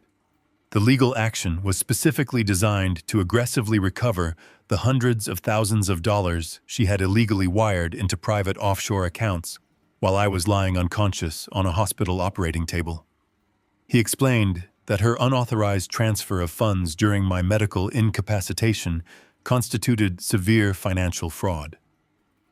Warren calmly stated that my legal team would freeze any hidden assets she possessed, garnish any future wages she might earn, and relentlessly pursue her into absolute bankruptcy until every single stolen dollar was completely returned to my blind trust. Patty stood completely frozen, clutching the heavy legal binder to her chest, as the crushing, absolute reality of her grim future finally destroyed the very last shred of her arrogant pride. Warren Cole stood tall and utterly unmoving inside my private recovery suite. His expression was a masterclass in professional detachment as he watched Patty frantically flip through the thick stack of legal documents he had just served her. The silence in the room was absolute, broken only by the sharp rustling of crisp paper and her increasingly shallow, panicked breaths. Two massive security guards stood silently by the open door, their presence a clear, unspoken threat that any further physical escalation would not be tolerated. Patty's eyes scanned the complex legal terminology and the official county court stamps. The arrogance that had defined her entire adult life was systematically dismantling itself. For 30 years, she had operated under the assumption that marriage was an unbreakable financial contract that guaranteed her a permanent, comfortable existence regardless of her actual behavior. She had always believed that no matter how demanding or reckless she became, my logistics empire would be there to absorb the damage. The realization that she was completely legally severed from my wealth hit her like a physical blow. Her hands trembled violently as the heavy pages began to slip from her grasp. Warren did not offer a single word of comfort or explanation. He allowed the silence to suffocate her. The civil lawsuit detailed inside the binder explicitly targeted every single dollar she had attempted to transfer offshore. But the true masterpiece of Warren's legal strategy was buried deep within the divorce filing. He had brilliantly weaponized her own callous actions against her. The documents clearly stated that by officially deferring her medical proxy and boarding a commercial flight to Hawaii while I was suffering a catastrophic heart attack, she had legally abandoned her spouse during a life-threatening medical crisis. That single arrogant decision provided Warren with the lethal leverage necessary to pursue a divorce under the grounds of extreme marital fault. It completely obliterated any claim she might have had to alimony or future financial support. She had traded her entire future for a tropical vacation, and the law was now holding her fully accountable for that choice. Brent remained pinned against the sterile white wall, his face pale and drawn. He had watched his entire life implode in the span of 30 minutes. His wife had abandoned him, tossing her engagement ring onto the floor. His mother had physically assaulted him, blaming him for their mutual destruction. And the father he had spent years exploiting for endless cash bailouts was sitting calmly in a wheelchair, protected by a ruthless attorney and armed security. Brent tried to speak, his voice a weak, pathetic whisper. He looked at me and asked, what he was supposed to do now. He pleaded that he had nowhere to go and absolutely no money to survive. I stared at my son, feeling a cold, hollow emptiness where my paternal affection used to reside. I did not raise my voice. I did not offer him a final lecture on responsibility or hard work. I simply looked him in the eyes and told him he should probably start walking. Warren stepped forward, executing his final duty with grim efficiency. He instructed Patty and Brent that their scheduled visitation time had officially concluded. He informed them that the medical facility was a private, secure location, and they were no longer welcome on the premises. He signaled the two massive security guards, who immediately moved into the room. The guards did not use unnecessary force, but their physical presence was completely undeniable. They firmly escorted my wife and my son out of the recovery suite, guiding them down the long, quiet hallway and out through the heavy glass doors of the main entrance. I remained in my wheelchair, turning my gaze back toward the large bay window. The afternoon sun was beginning to set, casting long, deep shadows across the tranquil Zen garden. I watched Patty and Brent emerge from the facility doors into the sprawling asphalt parking lot. They were standing completely alone, surrounded by the expensive designer luggage they had dragged back from their ruined vacation. They looked entirely out of place, two wealthy socialites suddenly stripped of their kingdom. Patty sat heavily on one of her large suitcases, burying her face in her hands. Brent paced back and forth across the asphalt, aggressively dialing numbers on his cracked cell phone, trying desperately to find a friend or an acquaintance who would offer them a temporary lifeline. As I observed their pathetic display from the safety of my private suite, a large, heavy-duty commercial tow truck slowly pulled into the medical facility parking lot. The deep rumble of the diesel engine echoed across the quiet pavement. The truck rolled past the entrance and stopped directly in front of the visitor parking section. The driver, a burly man wearing a stained reflective vest, stepped out of the cab, holding a heavy metal clipboard. He did not look at Patty or Brent. He walked straight toward a sleek, low-slung European sports car parked at the end of the row. It was Brent's car, the same imported luxury vehicle he had driven to the facility earlier that afternoon. The same vehicle I was trying to wire $50,000 to pay for when my heart failed. Brent stopped pacing and turned toward the tow truck, a look of sheer panic washing over his face. He sprinted across the parking lot, screaming at the driver to step away from his vehicle. He frantically waved his arms, claiming there had been a massive mistake and that the car was fully paid for. The driver ignored his yelling entirely. He calmly checked the vehicle identification number located on the dashboard against the paperwork attached to his clipboard. He nodded once, confirming the match, and began unspooling the heavy steel cables from the back of his truck. Brent grabbed the driver by the shoulder, attempting to physically stop him from attaching the towing hooks. The driver turned around, shoving Brent backward with a single powerful thrust. He loudly informed my son that he was executing an official commercial repossession order. The driver explained that the luxury sports car was technically registered as a fleet vehicle under the corporate umbrella of my logistics firm. Because I had aggressively liquidated the entire company and sold all corporate assets to Horizon Freight, the sports car was now legally the property of the acquiring conglomerate.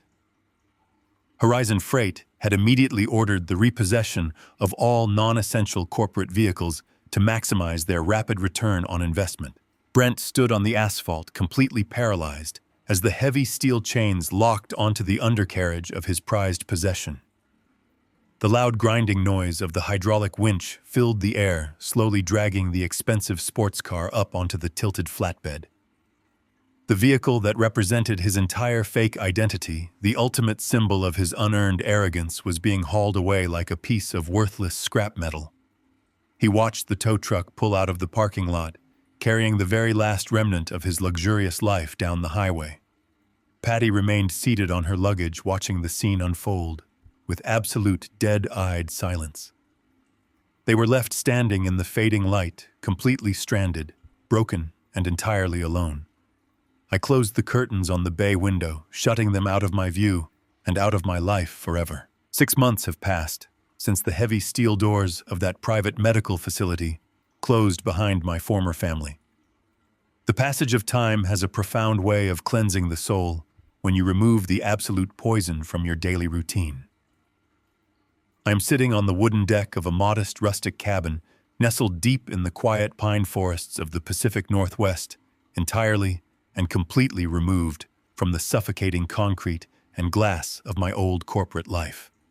The crisp morning air, rolling off the pristine blue water, fills my lungs effortlessly. There is no smog, no traffic, no endless ringing of emergency warehouse phones demanding my immediate attention. But most importantly, there is absolutely no crushing weight pressing down on my chest. My heart beats with a steady, powerful rhythm. The titanium staples holding my sternum together are fully healed, leaving behind a thick, faded scar that serves as a daily permanent reminder of my absolute rebirth. My new cardiologist recently told me that my blood pressure is lower than it was when I was 30 years old. The massive physical damage from the Widowmaker heart attack has been entirely reversed simply because I finally eradicated the actual source of my chronic stress. I am no longer a host to a family of greedy parasites. I am a free man living on my own uncompromising terms. The quiet symphony of chirping birds and rustling pine needles is interrupted by the soft vibration of my cell phone resting on the wooden Adirondack chair beside me. I do not feel the familiar spike of dread that used to accompany a ringing phone. I know exactly who is calling. It is my corporate attorney, Warren Cole. He is the only person on the entire planet who possesses this specific, secure telephone number. I pick up the device and answer, looking out at the calm, gentle ripples forming on the surface of the lake. Warren does not waste time with unnecessary pleasantries or empty small talk. He knows I appreciate cold, hard facts delivered with absolute precision. He tells me he is calling to provide the final quarterly update regarding the aggressive legal and financial restructuring we initiated half a year ago. The sweeping divorce proceedings have been completely finalized and stamped by a federal judge. The massive civil lawsuits we launched to recover my stolen funds have effectively concluded. The irrevocable blind trust I established is now fully operational, securely funding medical research and elder abuse charities. The absolute destruction of my former family's unearned luxury is now a matter of permanent public record. Warren begins by detailing the current bleak reality of my former wife, Patty. For 3 entire decades, she floated through high-end designer boutiques, treating retail workers like absolute garbage and acting as though her sheer existence was a gift to the world. She truly believed her legal entitlement to my logistics empire was completely unbreakable. Today, her reality looks drastically different. Because our divorce was granted under extreme marital fault, stemming directly from her documented medical abandonment, she was completely stripped of any alimony or ongoing spousal support.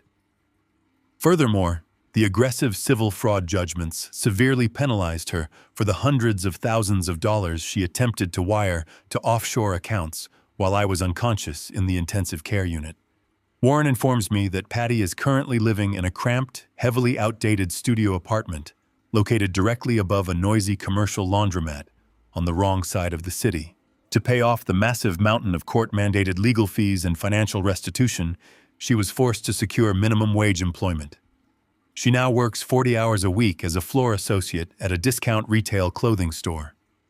The arrogant woman who once tried to charter a $15,000 yacht on a Tuesday afternoon now spends her exhausting days folding cheap clearance sweaters and apologizing to rude, impatient customers just to afford her basic weekly groceries. Warren notes with a hint of dark professional amusement that her meager wages are being legally garnished at the maximum allowable percentage to slowly replenish my charitable blind trust. The update then shifts to my 32-year-old son, Brent. The arrogant young man who falsely believed he was a brilliant technology entrepreneur has finally met the brutal, uncompromising consequences of his own deceit. The comprehensive forensic audit we compiled exposed the complete entirety of his illegal offshore sports gambling operations. When I completely severed his corporate financial lifeline and legally repossessed his luxury imported sports car, he had absolutely no way to cover the staggering debts he owed to incredibly dangerous underground lenders. Pure panic and desperation forced him to make incredibly stupid criminal mistakes. Warren reveals that Brent attempted to secure new fraudulent lines of credit by illegally utilizing the names and social security numbers of his former fake startup investors. The federal financial authorities caught him almost immediately. He is currently facing multiple severe felony charges for wire fraud and identity theft. Because his ambitious wife, Vanessa, completely abandoned him the very second his bank accounts dried up, he is facing this terrifying legal nightmare entirely alone. She filed for an expedited annulment and vanished, leaving him to face the music. He cannot afford a high-priced defense attorney and has been assigned a heavily overworked public defender. Brent now spends his days sitting in a bleak municipal holding cell, awaiting a criminal trial that will inevitably result in a significant federal prison sentence. He traded his family and his honor for the cheap thrill of a poker table, and now he will spend the absolute best years of his life locked inside a cold, concrete box. I listened to Warren deliver these devastating, comprehensive updates without feeling a single ounce of guilt or regret. There is no lingering anger burning in my chest. There is no sorrow for the people who consciously chose to treat my life as a disposable inconvenience. I simply thank Warren for his exceptional legal service and instruct him to call me again in another 6 months. I end the call placing the phone face down on the wooden table. I lean back in my chair and close my eyes, letting the warm morning sun wash over my face. I take a long, deep breath of the fresh mountain air, filling my healed lungs to their absolute maximum capacity.